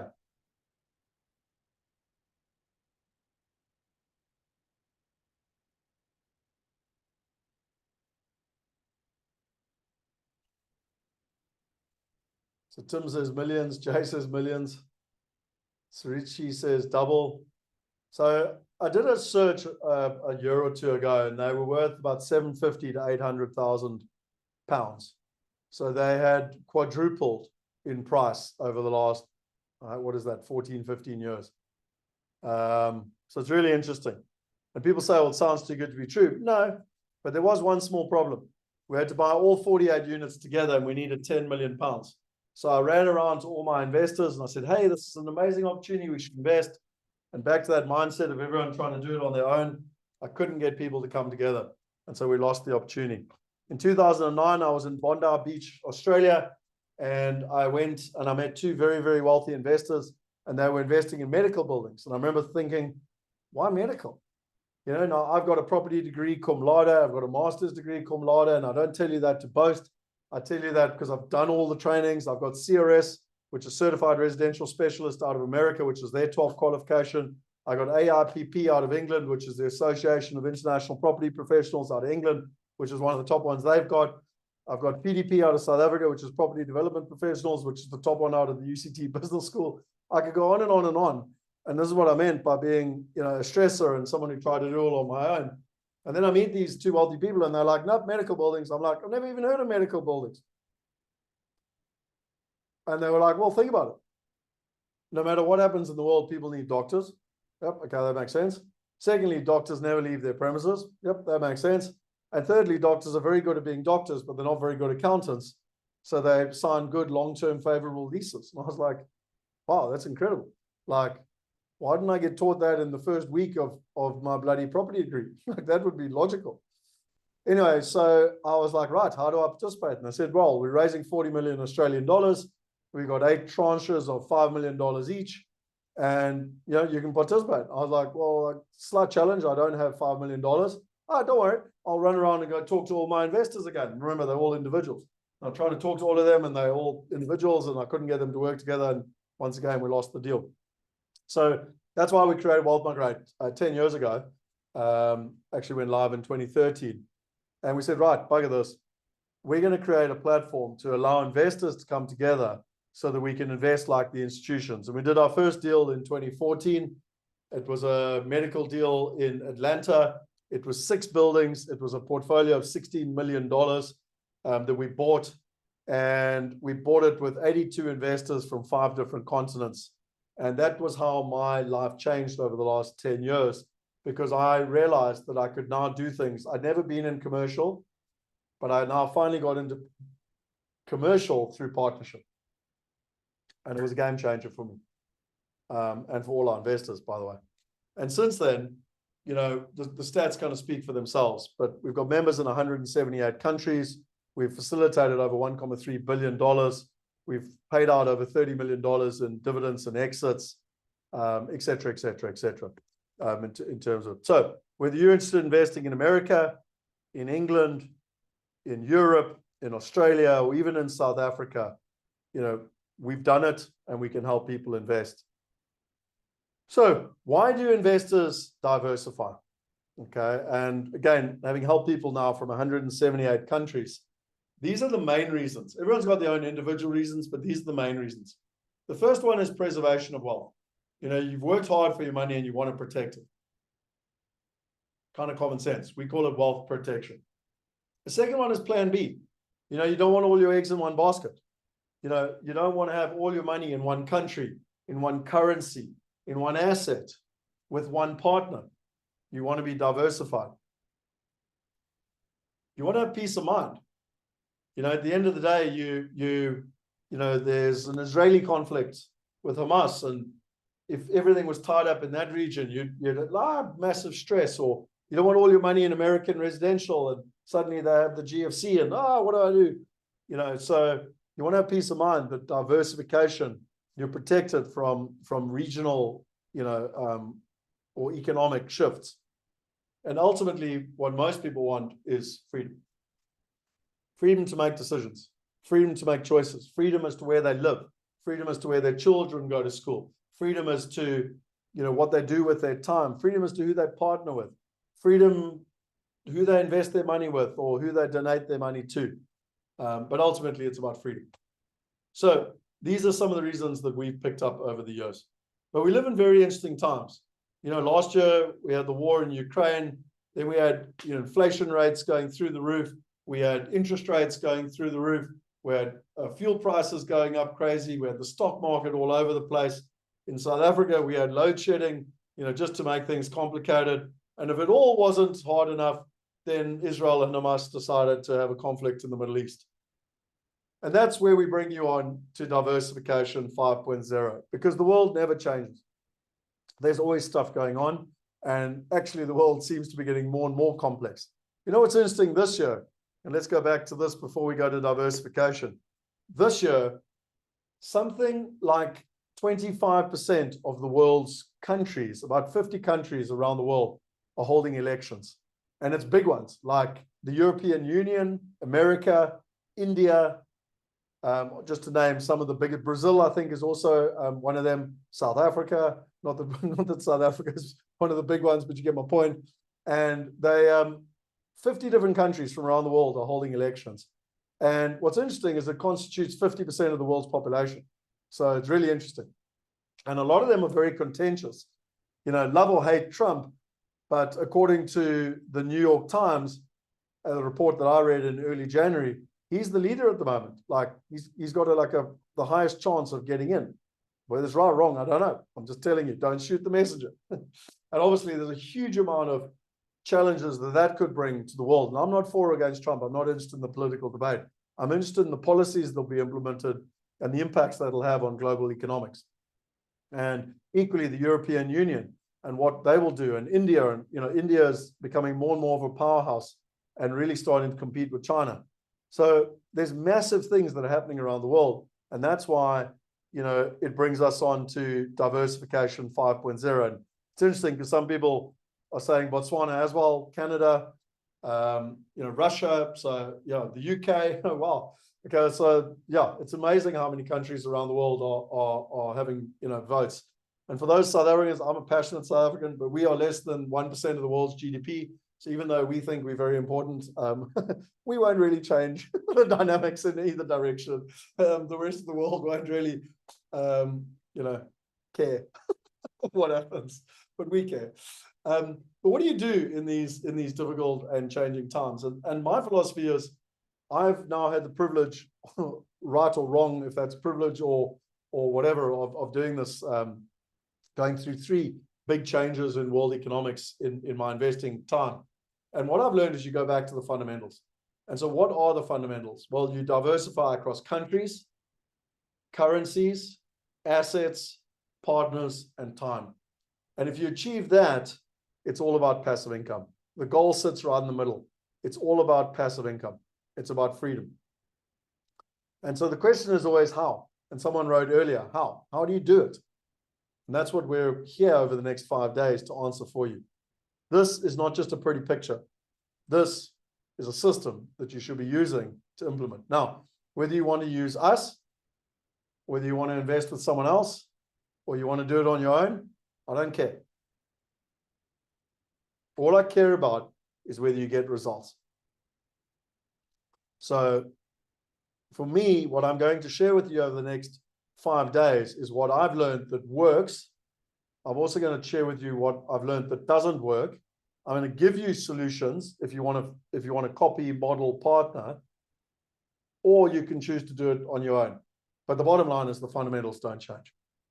So if nothing else, and please write this in your notebook, having done this for 25 years and made a hell of a lot of mistakes, lost millions of dollars, millions and millions and millions of dollars, not only for myself, but also for investors. Obviously not all on my own, but I'm saying us collectively, because you do make mistakes. We made tens of millions of dollars in profit and dividends, but we have lost millions of dollars, because that's what happens in investing.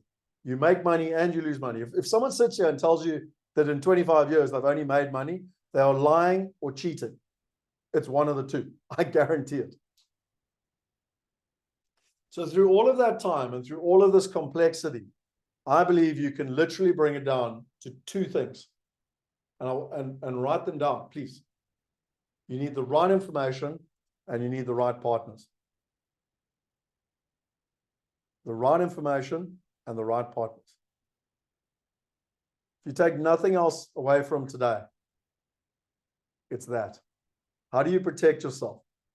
It's by getting the right information and the right partners.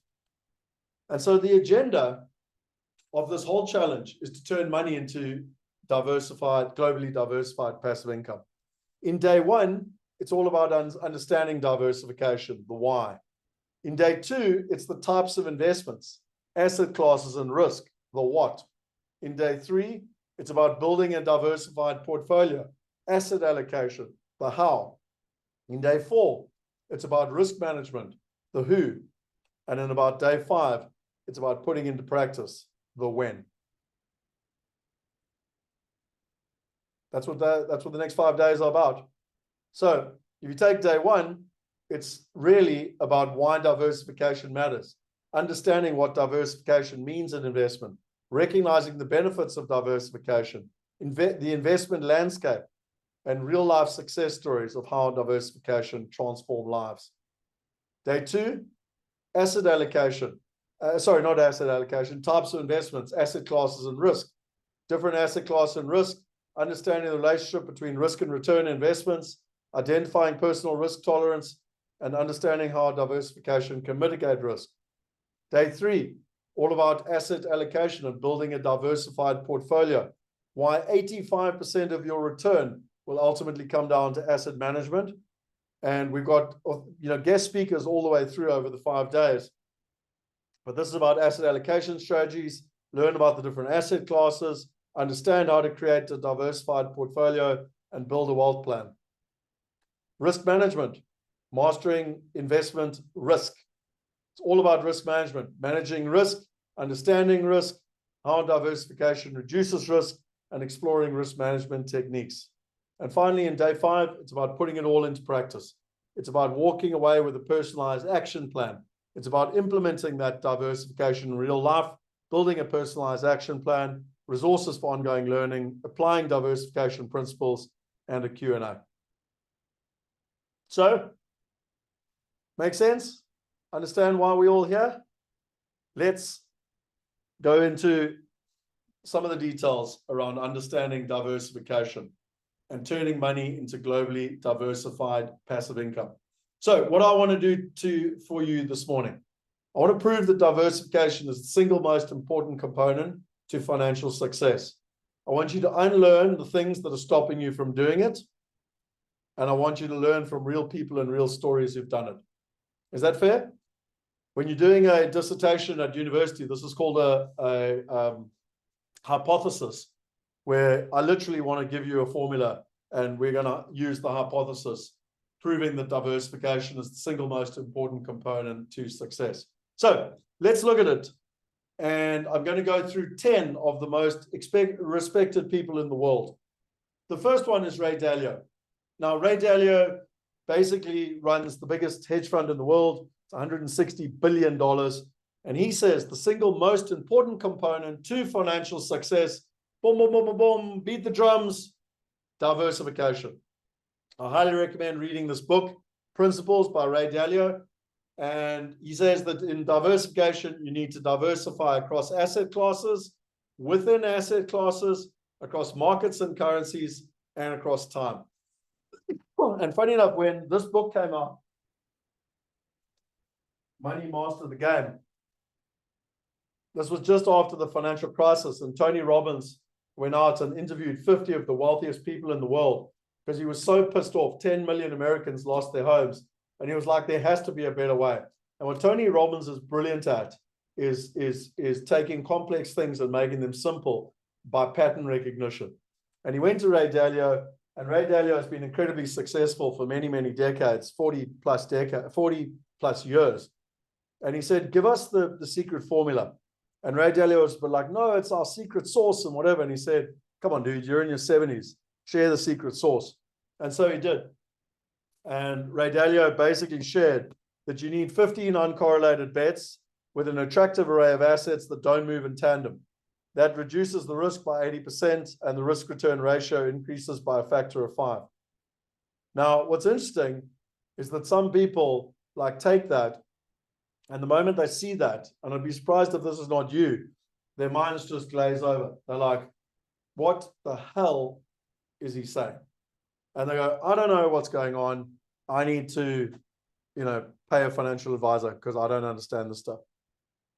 But and that's basically in simple terms how the financial world works. But let's take it simply. What is he actually saying here? He's saying you need 15 quality investments that aren't tied together. That's all he's saying. He's saying you need 15 quality investments that are not tied together. So what I mean by not tied together, if you've got all your money in the stock market, you've got it in the London Stock Exchange, the New York Stock Exchange, the Shanghai Stock Exchange, and the Sydney Stock Exchange, they are tied together. If any one of those stock markets goes up or down, all the other ones go up or down. So you've got to have 15 quality investments that are not tied together. That's it. That's all he's saying. And if you do that, you're going to reduce your risk by 80%, and you're going to increase your risk return ratio by a factor of 5, which is 500%. Now, what investor on the planet does not want to reduce their risk by 80% and increase their return by a factor of 5? Anyone? And Oscar, with regards to questions around actually investing in deals, I'll answer those later, or I'll go into them in more detail in the VIP room. Maybe if Alex can take that offline as well. So, what is he saying? 15 quality investments that are not tied together. Here he was talking on a TED Talk. So what the individual investor needs to do is know how to diversify well. So the word that I would know how to diversify well and in a balanced way, to diversify it in asset classes, to diversify it in countries, to diversify it in currencies, to know how to diversify that well so that you have wealth diversification is important. Do not think that cash is a safe investment. Cash is almost always the worst investment. So you have to think about that. You should think a little bit unconventionally. Diversify well, be humble, don't market time, and be conscious of the dangers of cash. So what did he say here? And again, you can go look it up. It's literally Ray Dalio on a TED Talk. He said the most important thing for an individual investor is to know how to diversify in a balanced way. You need to know how to diversify in assets, countries, currencies. Knowing how to diversify your wealth is the most important thing. And I can see there's a whole bunch of people going, for sure, but how, etc. If you stay here for 5 days, I guarantee you'll know how to do it by Friday. Is that a fair deal? Okay, number 2, Vanguard. So Vanguard manages $8 trillion. They're the second biggest financial manager in the entire world. And according to them, at a study they did, diversification can reduce risk in a portfolio by as much as 70% while maintaining a similar return. What about number 3, BlackRock, the biggest financial house in the world? They manage $8.66 trillion. And they basically did a report where investors who diversify across asset classes, regions, and sectors may experience better risk-adjusted returns over the long term. The report also notes that the benefits of diversification are so fundamental that they are some of the few things investors can rely on with a confidence in a rapidly changing world. Number 4, Tony Robbins. So I've already spoken a lot to you about Money Master the Game. And as you might have realized, Scott Picken always tries to go top of the mountain and partner with people. So this was a picture of me in 2010 in Fiji. I paid nearly $50,000 to go and be part of a program in Fiji with Tony Robbins. Because of that, I actually got the rights to run their business in Africa, which was pretty cool.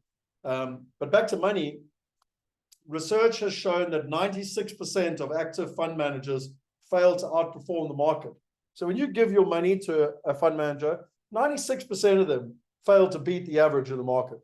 Like, that's just weird, but they charge you lots of fees for it. So what does he say about investing? Well, he says diversification is essential.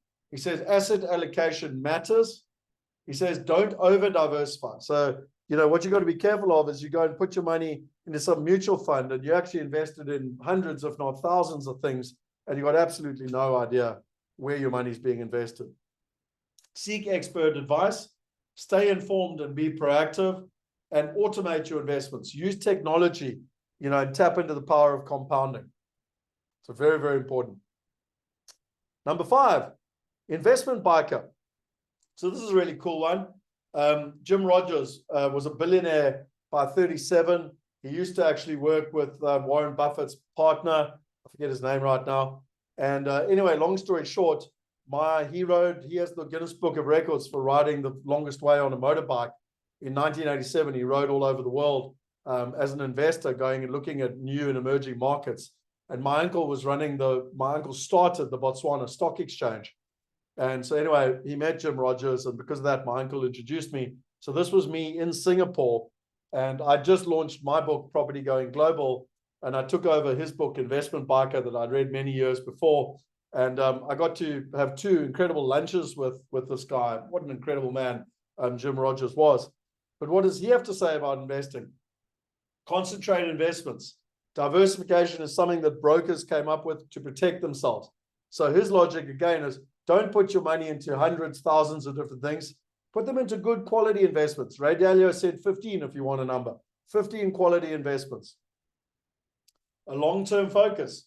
Rogers emphasizes a long-term investment horizon and identifying opportunities in undervalued or overlooked markets. So, his logic is don't always go where all the financial advisors are going. Go where there's opportunity.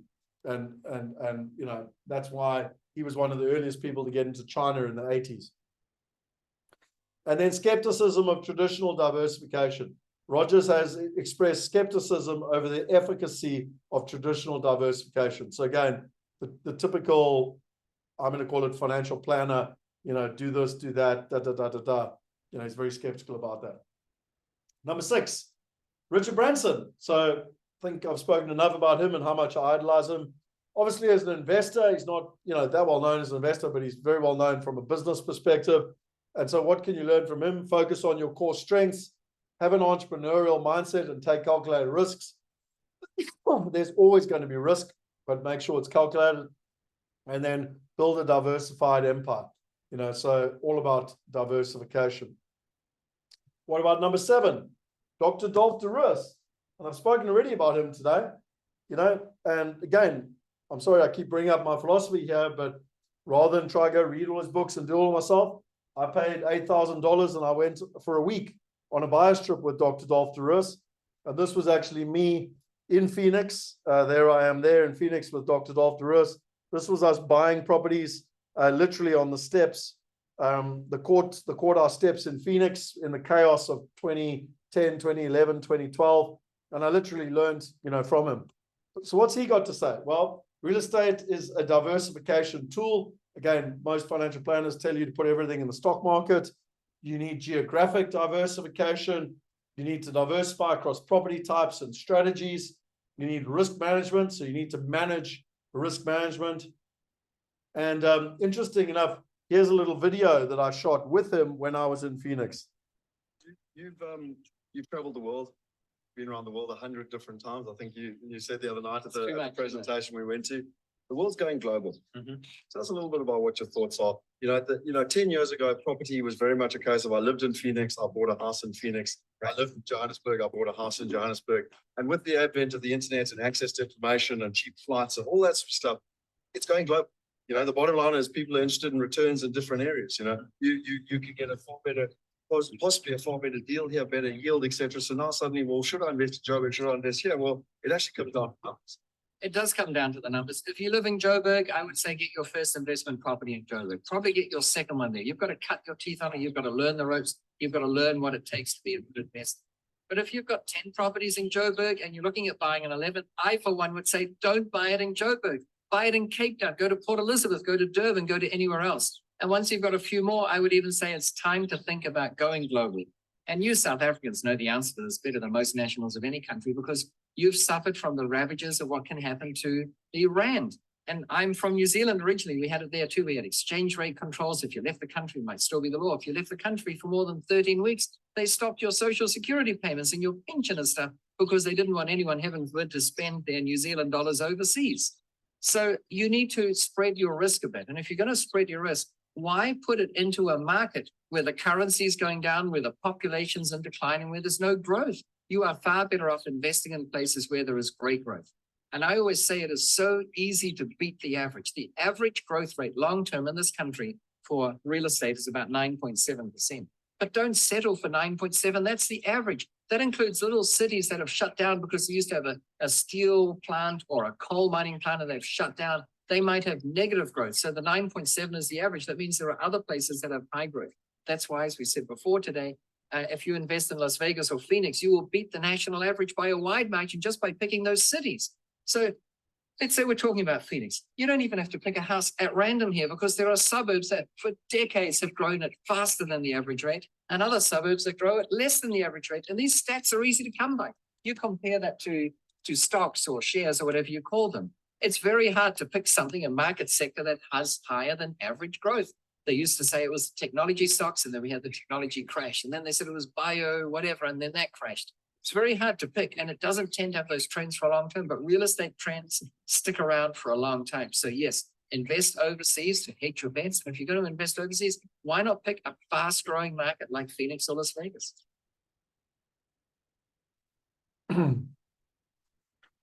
Karabu, I will talk later in the week about our mastermind. You asked here how much it would cost for me to be your mentor, and I'll talk later in the week about the mastermind that we do. Okay, so financial success number 8, Robert Kiyosaki. So we've been into the E, the B, the S, and I already. Focus on education and financial intelligence. So don't give away your power to others. You know, take responsibility. Oh, maybe I should put my camera back on. I switched it off while the video was happening. The second one, cash flow over diversification. So again, sometimes I meet people all the time. They're like, oh, I'm diversified. I got my money in all these different places, but I have no cash flow. And then they have no freedom. Invest in what you know. So again, you know, be careful of being involved in too many things that you have no idea what it's all about. Be aware of the risks. There's always risks. And alternative investments. You know, Robert Kiyosaki is a big one for sort of, he's against the stock market, if you call it that. And he's always been into alternatives, be it real estate or oil, you know, those gold, silver, etc., but other alternative investments. What about number 9? So many people know this gentleman, Clem Sunter, very, very well. He's one of the top 5 strategists in the world. He's got amazing books, you know, this one here, Thinking the Future, and it's all about scenario planning. And, you know, I'll actually share with you, I interview him roughly once a year on where the world's going from a scenario planning perspective. I was very lucky that he was actually the person that endorsed and provided the foreword for my book. He's an incredible man. He's lectured at Harvard. He helped the Chinese government with their whole, you know, change in government and how they, you know, basically moved towards this capitalization. He helped South Africa with the whole democratic change that happened in '94. But anyway, what's he got to say about the investment space? Economic and business diversification. Diversifying income sources or business activities can help mitigate risk and increase resilience. A long-term outlook. Sunter emphasizes taking action, a long-term view when considering diversification.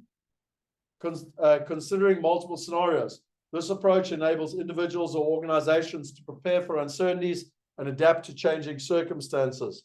And collaboration and partnership. Sunter often emphasizes the importance of collaboration and partnership in diversification efforts.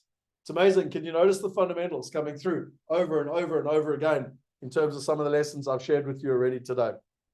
Number 10, we couldn't do it without the great Warren Buffett. And whenever I bring up diversification, people go, yeah, but Warren Buffett says diversification is protection against ignorance. It makes little sense if you know what you're doing.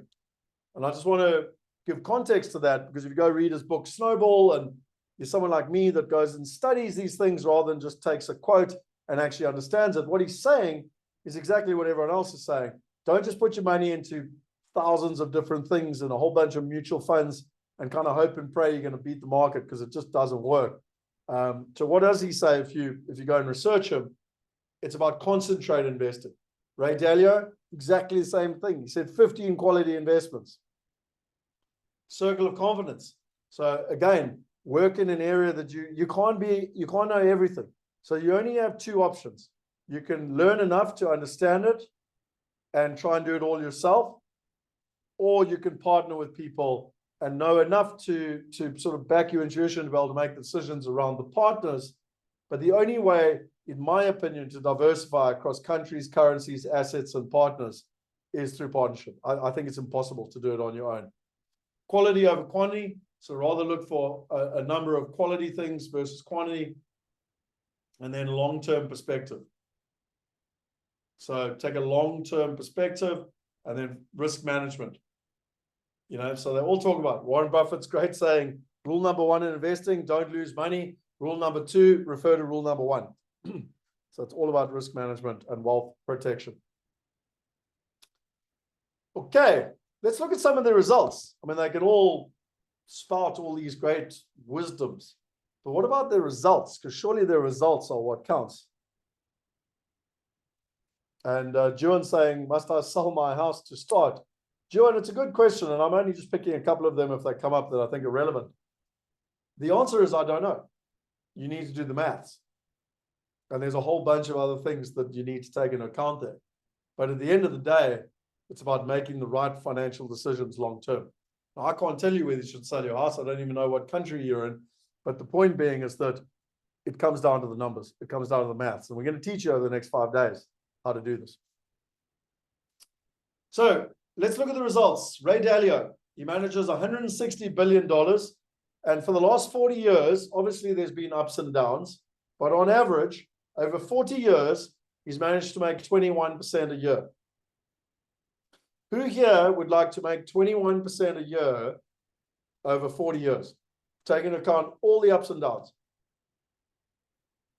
And if anyone's not saying me, honestly, you're in the wrong place. Like, you need to go on one of those crypto courses where they make you 42% in a day, or on the day trading courses where they make you, 40% in a day, and then a year later they lose you all your money. Or you need to go to the casino. And I'm being facetious on purpose. You need to take all your money and you need to put it on red or black, and then you're either going to win and double or you're going to lose everything. We're not that.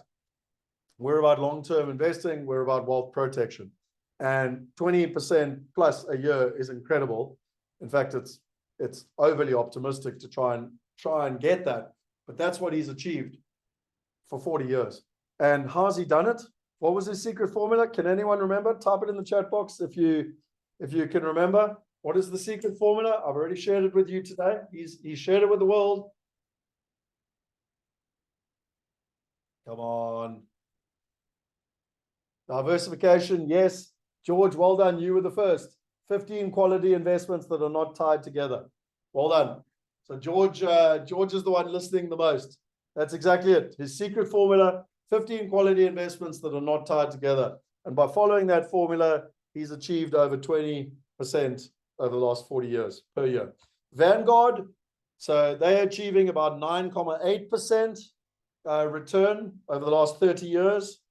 JP Morgan, so JP Morgan did this research, which was really interesting. The S&P, which is the top 500 companies in America, has over the last 20 years achieved about a 9.5% return. The average investor trying to do it on their own has achieved a 3.6% return over 15 years. According to all the major banks, so this is something I find very, very interesting. I'll talk more about it over the week, and you're going to meet my partners from Calio, which is a family office, and we'll talk more about that in day 2 and day 3.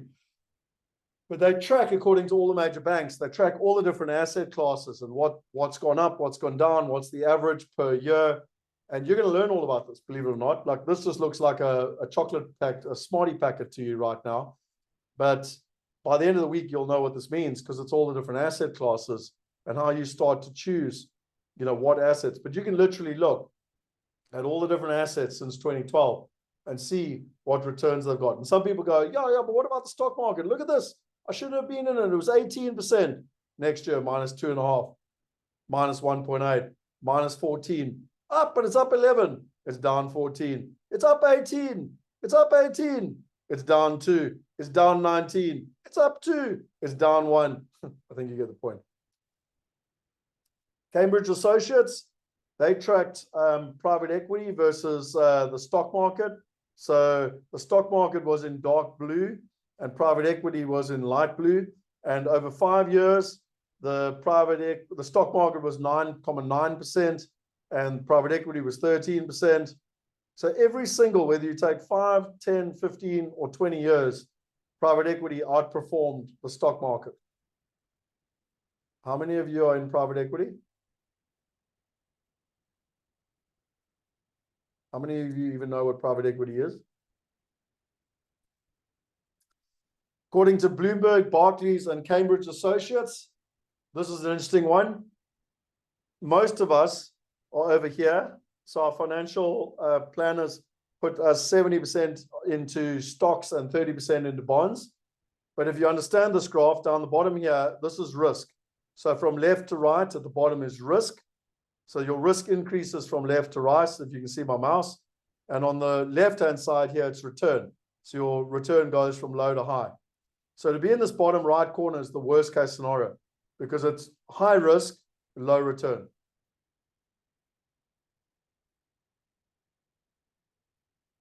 So you want to be here, which is low risk, high return. And just by adding 20% of private equity to your portfolio, and again, this is over a 25-year period, it has a significant impact on your portfolio. And to those of you who are saying a newbie here and don't know what private equity is, etc., don't stress. That's why you're here. We're gonna teach you all of these things over the next couple of days. If you take Wealth Migrate just as an example, if you compare the IRRs, this again is the stock market. This according to the SEC, which is the regulator in America over the last 25 years. The stock market was earning about 8 or 9%, private equity about 12%. And yet from a risk perspective, the stock market had more risk than private equity. And we've performed over the last 10 years now a return of about 14%. I need to update that. That should say 2023. But anyway, it's about 14%. So can we agree that when we look at the hypothesis, remember the hypothesis was diversification equals financial success. Can we agree that it's a thumbs up? Yes or no? It's not my opinion. It's literally based on the fundamentals and the facts.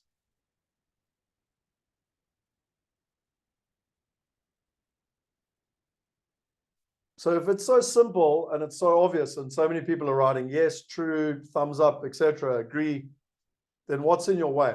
So I want to look at 5 myths that stop people from achieving it. The first myth is that global investing is only for the wealthy. Many people believe that global investing is only for wealthy, requires a lot of money to get started. However, there are many low-cost options available to investors who want to diversify their portfolios globally.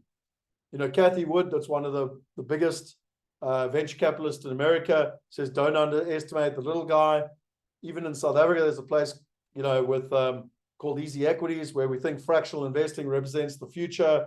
Equity crowdfunding is making private markets public. And I love this one. Retail investors used to be wrong, says veteran Wall Street institutional trader Tiger Williams. Not anymore. Now you've got 50 million of them all tied together and they really matter. So why platforms? Well, the key advantage of digital platforms is the ability to access more deals and invest smaller sums. Unlike REITs, these platforms allow people to invest in particular buildings. That's the Wall Street Journal. Forbes, these platforms do more to provide access to institutional quality deals. They excel at disseminating critical information investors need. And my logic on why platforms, and I've always loved this little testimonial we got, where it was thanks for having the $10 entry. Makes me feel like a property tycoon. Move over Gary Cardone, he means Grant Cardone, or Trump. And again, our average investment is $35,000 per person, per investment. So, and we've had many invest more than $1 million per investment, but our lowest is $10. And so, you know, there are many, many platforms out there that you can invest. So anyone that sits here and tells me it's not possible, I think is fooling themselves. Myth number 2, investing in foreign markets is too risky. Some investors believe that investing in foreign markets is too risky because of political instability or currency fluctuations. While there's always some level of risk involved in investing, there are many ways to mitigate risk through diversification and careful research. And I just share a graph that I actually have in my book about the different markets. So again, with Clem Santa, I created a 4-dimensional model, which I think we actually talk about later at the challenge. I can't remember. No, I lie. Actually, we talk about it in Wealth Going Global. But in simple terms, if you look at the model, you know, we started investing in Australia here. We started investing in England here. We stopped here and we started again about here. And we literally started investing in America here within 3 months of the bottom of the market. Now, you know, you might say to me, oh yeah, Scott, that all sounds too good to be true. But if you do it consistently over time, when there's fundamentals and there's systems and there's stats, then you can actually see the results. You know, a guy like Michael Honeyset, who you're going to hear from just now, you know, he was on a webinar just like you are right now. He then came to a breakfast and he signed up to come on a buyer's trip. He spent a couple of $1,000s coming on a buyer's trip to America. And I'll never forget, like he said to me, you know, I want to basically, this was in 2013. He said, I want my daughters to have the freedom. You know, by the time they were teenagers at the time, but I want to have at least, and he had a specific amount of money, passive income he wants, so that his daughters had the freedom to live and study where they wanted and to work where they wanted. And it's so awesome. 10 years later, he's literally done it. Like they've all immigrated to England. His daughters are studying there and working there, and he's achieved his objective. And he actually said to me, when I joined, it was the best money I've ever spent. And he went on to say, it would never have happened if I tried to do it myself. So again, we can try and do it all ourselves. He was very skeptical in the beginning about us. He, you know, same thing. It sounded too good to be true and whatever, but he took action. He came on a buyer's trip. He got the information. He got the right partners, and finally got the results. So I don't believe I believe that's a myth as well. Myth number 3, it's too difficult to invest in foreign markets. Investing in foreign markets may seem daunting to some investors, especially if they're not familiar with the language or customs of the country. However, there are many resources available to help investors navigate the complexities and investing globally. So I shared with you the golden formula already. It's about getting the right information and the right partners. And I'll give you an example. Ryan Border came to me in 2009. So we're in the middle of, you know, the global financial crisis. And he was like, I want to invest overseas. I want to invest in England. I want to invest in Australia. And so we helped him buy 5 properties in Australia. We helped him buy 4-bedroom, 2-bathroom homes that mom and pop Australia wants to live in. You know, a husband, a wife, and 2 kids. We did it in Brisbane and Melbourne. And Australia was the best performing property market in the G20, which is the top 20 economies in 2009, 2010, 2011. And so he did really well. 5 years, 6 years later, I don't know the exact, he actually immigrated to Australia and is now living on the Gold Coast in terms of that process. So again, it's about getting access to the right information and the right partners. Global investing is not necessary. Some investors may believe that they actually achieve their financial goals by investing only in their home market. However, by not diversifying their portfolios globally, they may miss out on potential opportunities for growth and may be more vulnerable to economic downturns in the home market. And some people say, oh, but it's just a South African thing, or it's just a Zimbabwe thing, or it's just a Brazil thing. Rubbish. If you had all your money invested in American property in 2008, residential property, you would have looked like a bit of a fool. You know, some markets lost as much as 40%. Places like Vegas lost 70%.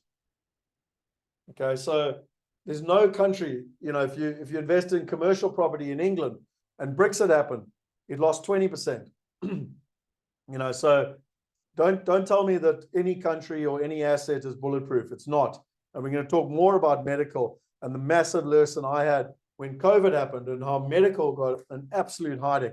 So even though I've spoken already today about this resilient, awesome asset class, and I thought it was, and for 10 years I invested in it thinking it was, And then COVID came, black swan event, and it had a big impact on the medical assets.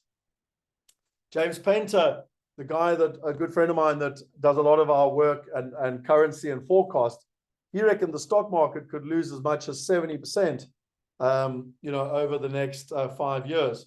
And, they do a lot of our currency predictions and stuff. And it's really, really interesting. And it's all about market cycles, because people think, they always say, oh, the price has gone down now, it's a terrible time, but they actually need to understand the fundamentals. They need to understand that, markets go into blips, and often that's a very good time to invest. And a great example of this was in 2009, London property lost about 20% in the global financial crisis, and we were able to negotiate great discounts. And I actually helped Don van Rensburg buy 4 properties in Greenwich, which is one stop from Canary Wharf. He bought 4 of them for £313,000 each. It was a 26% discount. He managed to get a net return, cash flow positive for 10 years. And he's, in 2021, he sold all 4 of those properties for £1 million each. So people go, oh, but that sounds too good to be true. I mean, who here would like to buy a property for £313,000 and sell it for over £1 million? Well, they say, oh, but Scott, it sounds too good to be true. No, it's not. It's about fundamentals. If you look at what was happening in Greenwich, and this was an article that came out in 2022 of Night Dragon was investing, $10 billion in the Greenwich Peninsula. There's 17,500 homes, 84,000 square meters of commercial, 20,000 square meters of cultural attraction. It just shows you of the massive infrastructure that was going in, and that was the growth that Don and the 26 other investors experienced. And then the last one, myth, is I don't know how. And people go, oh, I'd love to invest in America or England or Europe or Australia or South Africa, but I don't know how. So let me give you an example of how I did it. Well, I wanted to get into America. I knew, where there's blood on the streets, there's opportunity. Where there's chaos, there's opportunity. And so I went there in 2010. I spent 5 weeks in America. I couldn't find any partners I could trust. So I went home with my tail between my legs. I went back in 2012. I went with a different strategy to find partners already. I didn't just go there looking for partners. I already found partners. I went to meet them. And I went with 2 other people.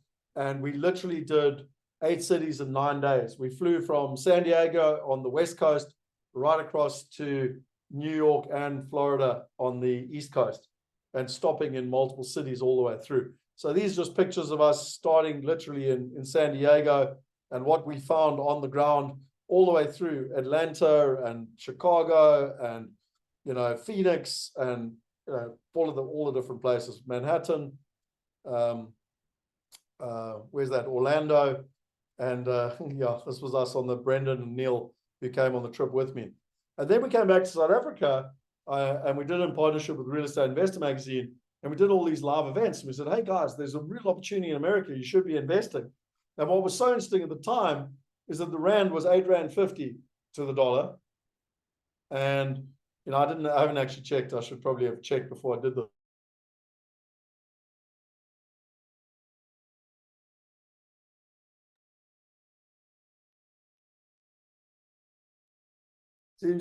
Seems you just lost me there. Let's just check that you can all hear me. I'm back.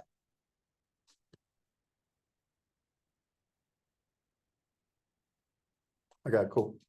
Don't know where I just disappeared through there. Anyway, the Rand sitting it fluctuates anywhere between 18 to 20. So what's fascinating is that people were like, oh, it sounds too good to be true, and all the stuff that I've literally heard for 20 plus years. And yet the people that took action, like Michael, bought at below 10 Rand to the dollar. The Rand has halved and property has doubled. Let me say that again. The Rand has halved and property has doubled. And how did we do it? Well, we did buyers trips. We flew over there. We did 16 different buyers trips, multiple different groups. We flew around. We'd go to 3 or 4 cities. And again, this was the days kind of pre-COVID where you always got on a plane, you went and did it. We met in rooms, but the same human emotions went, oh, it sounds too good to be true. I don't know what to do. And, over the last 20 plus years, we've evolved. This is the formula. How do you do it? You diversify across countries, currencies, assets, partners, and time. And it's all about passive income. So my question to you is, why not join 4,000 other investors who've achieved wealth protection, plan B, peace of mind, diversification, passive income, freedom, global citizen, empower your children, immigration, living a life unlimited. And, you know, I remind you of the stats. I've already shared with you and how they've all done it. And Sean, you just asked me, you know, how they've all done it. They've done it by following this formula, the right information and the right partners. And so we're nearly done for today. I can see some people need to jump off. I would generally budget about 2 hours for people, just by the way, because I get excited and you've really got two choices. I can hold up to an hour. I can get through this information in an hour easily, but then I'm going to cut out the stories. And I think the stories are what are so valuable. Okay, so we will put the recording up today in the WhatsApp group if you need to go. We will also write up what the challenges, you know, the homework for today. But I want to share with you a real story from a real person, because you might sit here and go, oh, but Scott knows Richard Branson and Tony Robbins, and you know, he was born with a silver spoon in his mouth, which is rubbish, because I just told you my dad went bankrupt. But anyway, people come up with their own rubbish in their heads. But what about other people? Because every single person that we've helped over the 20 plus years have sat in the exact situation like yourself, whether they're a rank beginner or highly sophisticated. And so I believe that you learn a lot more from real people and real stories. And so I want to invite up a guest in Michael. I pre-recorded these sessions, and the reason I pre-recorded them, was because obviously many people are still on holidays and this and that. So a number of the different interviews I'm going to do are pre-recorded, but they are, they're recent, they're current, and they give you very good access. So I want to share with you quickly this video, and I need to go stop share. And I need to go files, advanced video file, share, just give me 2 seconds. And here's Michael. So let's enjoy this video from Michael. You won't hear from me for about 20 minutes. I would highly recommend that you listen to Michael. Don't go away yet. Listen to Michael. Real people, real stories. What can you learn from this man? Because 10 years ago, he was in the exact same shoes as you. And 10 years later, he's got globally diversified passive income and that freedom that you're all looking for.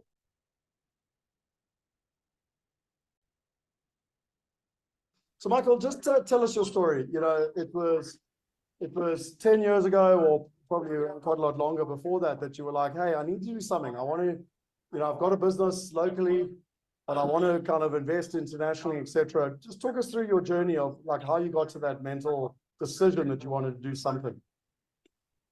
Well, I did actually, I tried to do it by myself, but I mean, you actually said most of what I was going to say in your presentation, but I can only enforce what you said. I tried by doing myself. I actually went and saw a financial advisor in this country, and I just wanted more. So I actually found you through, you already mentioned Neil Peterson's magazine. You had an advert there, and I made contact. And then that's where it all started. But I did watch you for about a year because at the time, as you always know, as I didn't trust people at the time, so I was very scared. So I did talk to Kristen. I did make contact with her. And that's where we started with the connection between me and Wealth Migrate. Tell me, Michael, why did you want to invest overseas? What were your reasons? And again, this is not based on any one country, because most people, no matter where they are trying to figure out how to do something out of it in another country, but it's actually very scary and very overwhelming. 100%. Well, I actually, the problem is I watch your webinars all the time. I'm always one of your participants watching you. And one of the things you do as a presentation is the value of the rand is just devalued radically since 1975. And I just wanted to diversify into something better than the rand. And at the time that I made contact with you, the United States was the opportunity. And tell me, why did you choose to get on a plane and fly over? I mean, again, it wasn't just your time that it took. You had to invest money to even just come on the buyer's trip, etc. Why did you do it? What were you trying to achieve? Well, again, as I said, I wanted to diversify from rands into a foreign currency, being anything dollar, pound, euro, whatever's available at the time. And then I ended up speaking to you. And you gave me that information at the time because I know you had done a trip to the United States, which you've already mentioned. And you had already done, you had flown all over the place and done a lot of investigation as to which states were the landlord friendly and which were tenant friendly. And you said to me at the time that the United States was definitely the opportunity, which is why I decided to come and book and come with you on a buyer's trip to have a look for myself, and also the other factors that I wanted to go along to make sure that I could trust you. Yeah. 10 years ago, feels like a lifetime ago now, in terms of having to get on an airplane and fly over there and everything else. And, when you got on the ground and kind of you saw what was happening on the ground, and in many ways you could simplify it down to information and partners, what did you find there basically? What did you like about it? Well, first of all, the number one reason, the first thing I found was the fact that I could trust you. You weren't taking me on a fly-by-night. You showed me exactly what was going on in the United States at the moment. Because, we went to 4 different cities at the time. And you showed us all the different opportunities at the time. And we actually also met all the accountants, the lawyers, the different people that were looking after the properties. And also the fact is that you were a team, and your team and you had gone across and done all the investigations. I didn't have to do anything. All I had to do was listen to you. And tell me, in terms of, you started in residential, and then you evolved into commercial, and then you evolved into other countries as well. In terms of, if you look back over the last 10 years, what are the sort of the results? Because, one of the things I've always appreciated about you, and where most people don't have it, by the way, and ironically, it's why it's the very first thing on the sheet. What are your whys? Why do you want this? Because when someone gets clear on their whys, they're going to be far more committed to making it the reality. And I've got a gift that I'm going to share with everyone at the end. My point being is that you were very, very clear on your whys, and why you wanted to achieve what you want to achieve. And now, how's it been for you over the last 10 years in terms of actually looking to achieve those results? Yes, I have definitely achieved the results. I mean, the opportunities I had in 2013 when I came with you on the buyer's trip, it's now nearly 11 years that I've been associated with you. It's certainly paid dividends, there's no doubt about it. And my why was to have a passive income, being in a foreign currency, being in whatever is available at the time, and dollars that was available at the time when I invested. And when I actually bought in 2013, I changed the 9.1 Rand to $1. So you can see what's happened in the last 11 years that I've been associated with the Rand. And that was my goal, was to get a passive income in a foreign currency. And it didn't make any difference from where I was in the world. I had something that I could live on. Yeah. And what do you think the consequences would have been if you hadn't have done it? So I always find it fascinating, those events we did, and I showed pictures there, they were live events, we did webinars. And I mean, thousands of people attended those live events and webinars, and yet only a couple of hundred actually took action. What would have been your consequences for you, let's call it 10 years later, if you hadn't have done something? Well, my drive was basically just I didn't believe in the Rand. Unfortunately, I still don't. And my drive was to find something. I always believed in property. I went on your website, I saw the opportunity from you, because at the time you were doing a lot in Australia. And that's why I ended up speaking to Kristen before I spoke to you. And I always wanted to change my money. I had changed money, and I did have investments in the Channel Islands in pounds. But as you know, banks don't give you a huge return, and I wanted something better. I was actually going to sort of allude to that because most people that I've met over the years, when they think diversification, they've set up a bank account on the Isle of Man or somewhere, and they're getting, 0.1% or whatever in basically no return. And what other products or had you tried anything to try diversify before that? Basically, you mentioned you've gone to see a financial advisor or whatever. Most people have tried to do something. Like, what else had you tried? Like, well, the financial advisor gave me advice, but everything was locally asked, and he was only looking at investments in this country.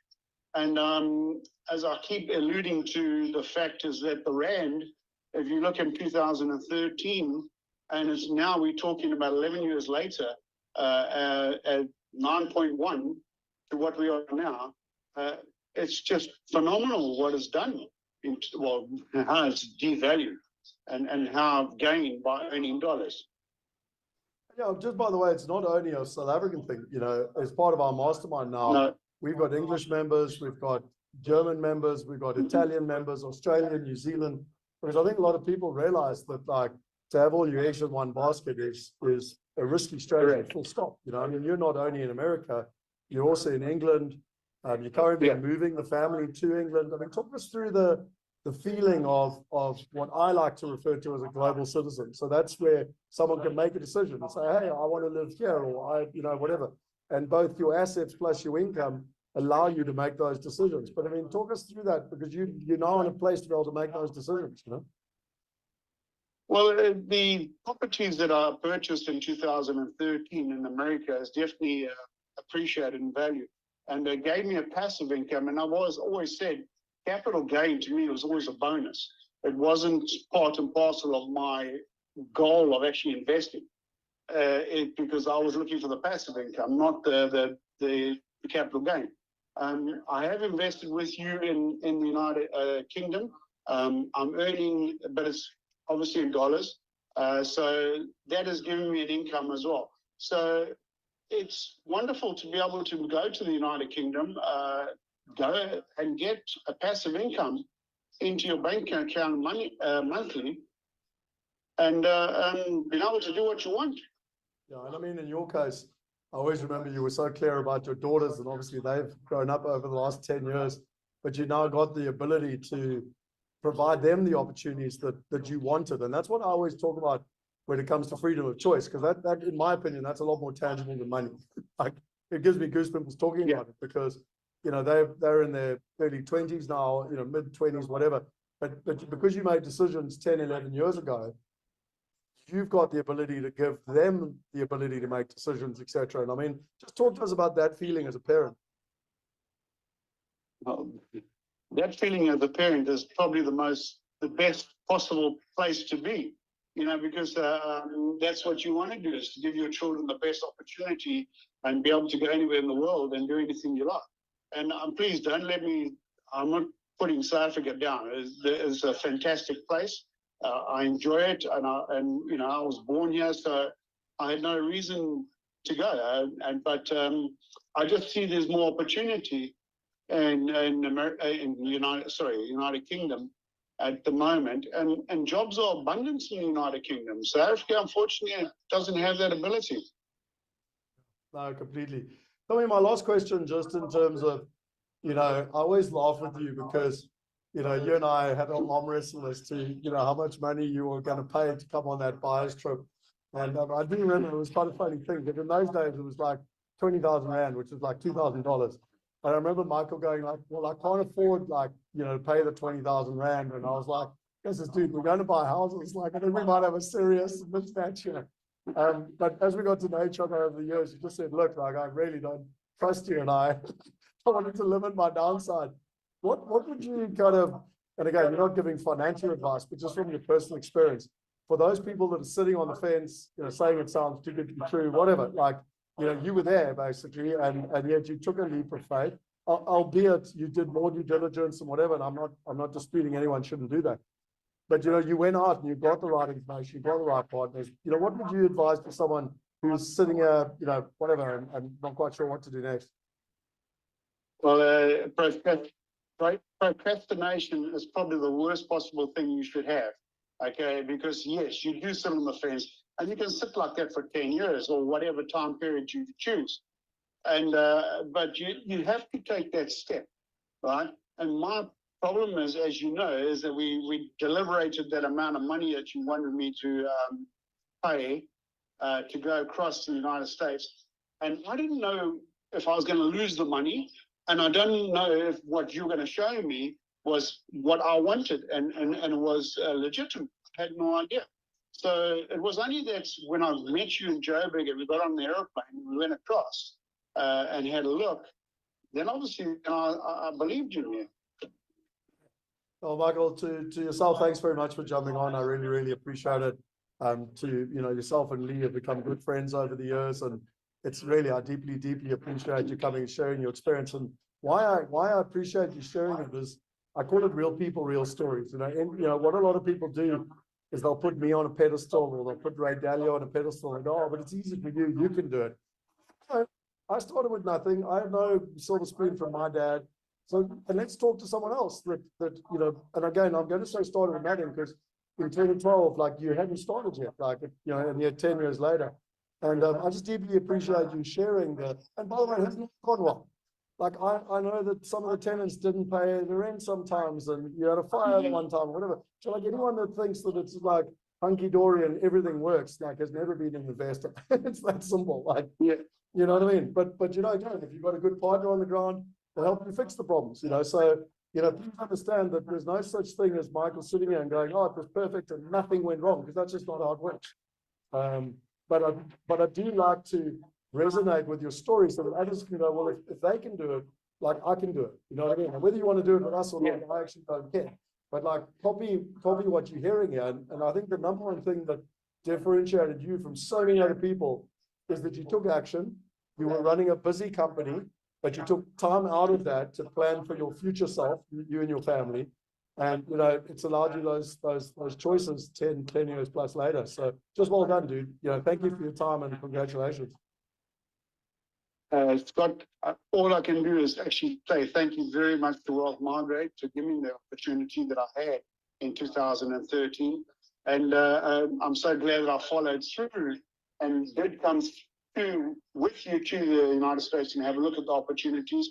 You spoke about the medical centers. I've been part of that journey as well. So yeah, I've done very well. But also Wealth Migrate, it's an incredible team that you've got. You know, every time you want information, it's ready to be available. You can phone anybody, they talk to you, they answer your emails. So, you know, you're a business that is actually available for anybody that invests and to get all the information that is required. And yeah, it's been wonderful that we've become friends. And to me, you being at the helm of the Wealth Migrate, it can only go from strength to strength. Oh, well, thank you for the kind words. I deeply appreciate it. And yeah, I think just two questions here from everyone else. Taffy's asking whether you are related to Trevor, have you said? I am, yes. And I know Taffy's in Durban as well. And Lynn's asking, what type of return on investments have you realized? So obviously it's a broad brush question, but what on average, basically? Around about 11.5%, 12% in US dollars. Yeah. And I think that's also broken down into probably roughly 6 to 8% in income and you know 4 to 5% in capital growth. Just, you know, again, different investments differing. Correct. But yeah, just in terms of, it's been a 10-year term, and as you said, there has been problems, but generally it's been reasonable, you know, and it's been a lot better than what I would have got in the bank here in South Africa or in the bank in Channel Islands. Yeah, awesome. Well, thank you, Michael. Wonderful to have you online, and yeah, I hope that everyone else has resonated with your story and taken away their own tidbits. You know, if Michael can do it, then so can you, and it all starts by making a decision. Well, if the people are sitting on the fence and they're procrastinating, believe me, you've got to take a stance and you just got to move ahead and do something about And you'll see the benefit in like I have in 11 years' time. Awesome, Michael. You're a star, mate. Thanks so much. Thank you very much, Scott. Cheers, brother. Okay, so it's time to wrap up for day one. And I just want to share with you a couple of homework tidbits. There's a whole bunch of things around tax. Look, I'm not a tax advisor. And as I said to you, we've got people in 178 countries. So, but what we do when we invest, we set them up in the most efficient tax vehicles that we can. And then we do have people that can advise you with regards to tax. As an example, people that join our mastermind work directly with Calio. We've got other tax consultants that help people in different areas, because obviously different people's individual tax. But obviously tax is something very important, but it's at an individual geographic level and also at an individual level. So it becomes quite specific. But please, it's not a reason not to get started. Every single one of us has that process. So we'll take that into account. And for the first world countries, England, America, Europe, Australia, we've got we've paid a lot of money to get very tax efficient vehicles to be able to invest. As an example, in America, they've got withholding tax. And if you just invest in your own name as a foreign investor, they've got 30% withholding tax. But if you do it through the right structure legally, you can dramatically reduce that. So it effectively, makes your net return far better. So yeah, we've got it covered and we can definitely help. But I don't want today to go too much longer. So I just want to make sure again, I'll keep talking about it over the next couple of days. Sonia said, has the horse bolted in terms of property values, etc. Sonia, let's deal with that over the next couple of days. I will deal with it. Because it always sounds too, we all wish we had bought Google shares in 2004, and we all wish we had bought Apple shares in 1980, and you get my point. It's easy to look backwards. What we've got to look at is the current situation, the current stats, the current fundamentals, the current returns, and then make decisions in terms of the next 10 years as to what's going to work for you in terms of that process. And then Joan's asking, how do you get started? Joan, you're in the right place. I mean, that's literally why we created the challenge. If you commit over the next 5 days, we are going to help you walk away with a plan, not only the knowledge, but also a plan. Brett said the video is cutting out. I will, in the WhatsApp group and in the Facebook group, I will post the recording of the whole thing. Plus, I'll post the recording of just Michael if you want to watch that again in terms of that process. Okay. And George is asking, please, can you include how the investments are handled from a state perspective? So we'll do that, guys. Remember, we're going into investments, the how and the what over the next couple of days. Today, we've been focusing on the why. Okay, let's wrap up for the day. I'm conscious of time. So let's go to the wrap-up slides, which are important. So it's the action steps. So firstly, you should have all printed.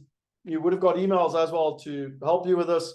But this investor strategy sheet, your homework before you got started, I actually said to you, print 2 of these. And what I wanted you to do, like last night, was actually just to go and try to fill it in. And, you probably look at it and go, shit, I've got no idea. So if you want to print 2 of them, take a look at it, give it a go. But by Friday, I want you to walk away with actually having the knowledge to be able to fill this in. And so you need to have printed this. I know that Shane has put the link in the chat box. We will also put it in the WhatsApp group in case you're watching the recording, to all the resources, etc. And and what we're going to do is we're literally going to start with the very first one, which is the power of clarity, because your why is very, very important in terms of getting results. So this is your silver, and I remind you that it's compulsory, and then your gold, which is a nice bonus to do later down the line. So for your silver, I want you to identify and list the risks associated with not diversifying investments. So just write them down in your own mind from what you've heard today. Remember the power in doing something straight away, because it's still fresh in your mind. Try and do this today before you go to sleep. Identify and list the risks associated with not diversifying. Write down what is stopping you from diversifying. And then fill in the investor sheet on your 5 whys. So the very first block, you literally write here your 5 whys. Why do you want to diversify? What's important for you? Okay. Shouldn't take you more than 20 minutes. It takes a bit longer, so be it. But at the end of the day, your why is very, very important. And then share one key takeaway on social media with the hashtag diversification. So you can do it in the Facebook group. We've actually got a Wealth Hacker Facebook group that I highly recommend you, because you can go and join and interact and see what other people have got to say. But, you know, it's always valuable to get your key takeaways in terms of, you know, because it's when I learned, you know, when I went to Neck Island as example, every single day I make a video on what I learned that day. And by the way, if you want those videos, just type in there Richard Branson. I'll see if people want them, and if they do, I'll post them in the WhatsApp group. I won't post them in WhatsApp group because I'll confuse other people, but I will put them in the Facebook group. I'll put them in the Wealth Hackers Facebook group. Okay, but I've learned, you know, because you'll find by the end of day 5, you're probably going to be a little bit overwhelmed. So if you can write down your one thing that you learned each day, it's going to be very, very powerful for you. So that's your homework for today. Why is my slide not moving? Your goal is to create a list of assets or investments you currently hold, if any, and identify if you've got any concentration. So I don't know, maybe you own 3 properties in England, and you can say, okay, well, look, I've got a bit of a challenge because it's all in residential and it's all in one country, etc., one asset class. So yeah, it's to go back and review what you've actually got. And then with regards to the diversification challenge, we've got a survey that I would recommend you fill in, where, you know, it's such a perfect time in the year. It's just got some leading questions. So what are your top 3 investment goals for the next, you know, 12 months? What would stop you from achieving these? Why is it a high priority for you to achieve these goals? And literally, you know, this is about applying the knowledge. So you'll notice over and over again over the next 5 days, you know, we're going to take the theory and we're going to apply it. Take the theory and we're going to apply it. Take the theory and going to apply it.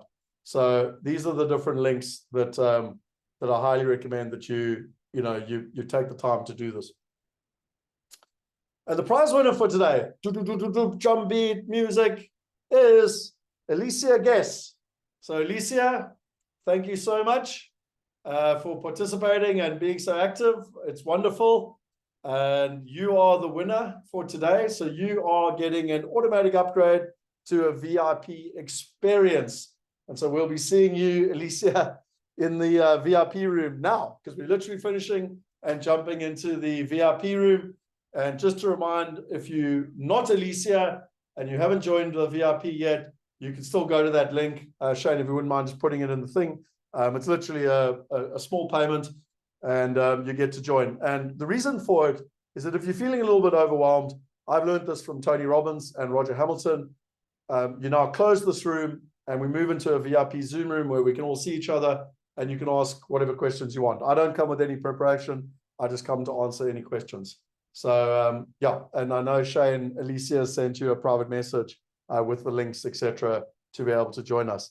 For everyone else, that is us today. You know, we don't have time to go into the Q&A today, but keep the questions coming. I'll be running through the Q&A in the VIP room now if they've got any questions, and I look forward to tomorrow.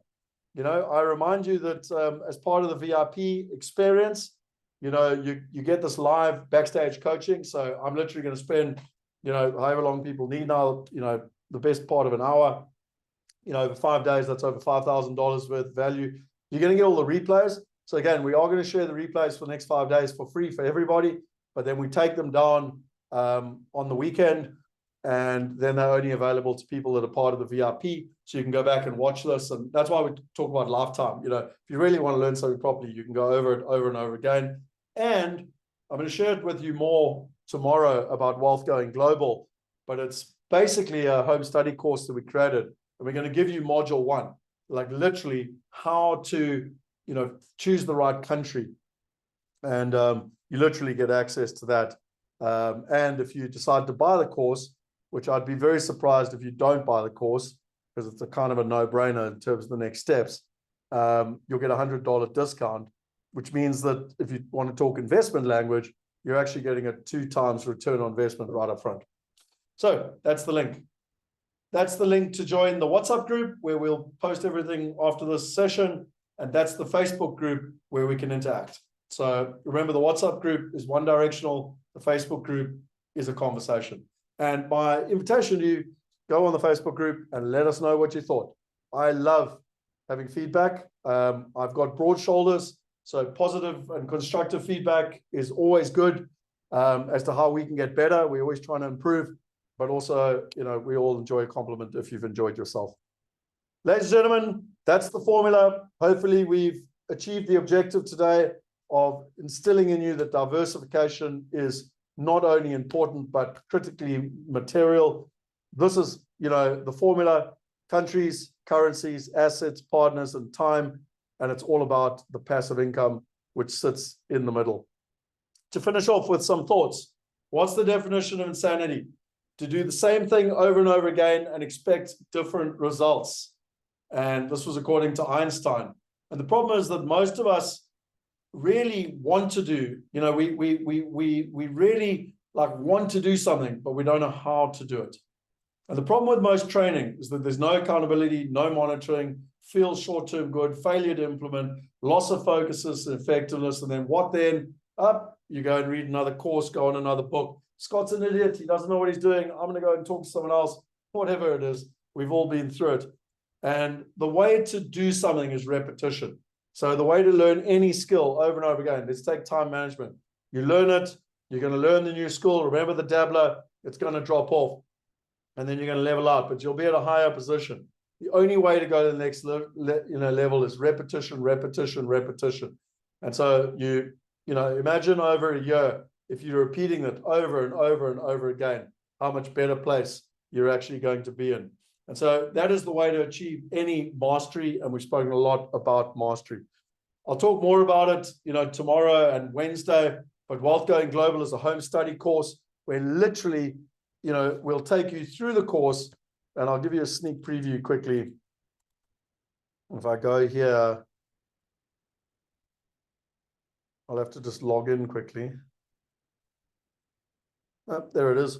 It's a home study course. You can literally go through it, and it helps you choose your top 5 countries, your top 5 currencies, your top 15 assets, how to find the right partners, and how to do it over time. And I see it signed me out, so let me just sign in very quickly. What I love about this is that it literally takes you through and creates a personalized plan. So we've given you this investor strategy sheet, which is free, but the Wealth Going Global is a home study course that literally takes you through. And if I just go into it quickly, sorry, I love sharing this because my partner Shane built it, and I just think it's so incredible. So you basically, why is it not coming up? So if you go into the course, you can basically go in, and if you're just take countries as an example, you go into the countries, you've got the whole study around, how to find the top 5 countries, and then you've got all the different materials, and you can literally get access to everything. Again, currencies, assets, partners, and time. And the best part is, we're going to talk more about a plan, but you literally walk away with your entire plan in place. And if you look at mine here, there's my why, my top 5 whys, there's my how, and there's my what. And, it's my entire wealth plan built out for me in one page. And what's interesting is that you then go down to the end and you got the investor strategy report, and you literally, again, my personalized investor strategy report, where it literally teaches me, or shows me, right, these are the top 5 countries I want to invest in, these are the top 5 currencies, and these are the top 15 assets. So that's what we talk about when we talk about repetition is the mother of skill. And what's interesting is that imagine yourself 12 months from now, if you were working on these countries on a regular basis, on currencies, on assets, on partners, on time and time management, on your mindset and strategic thinking, on your execution accountability.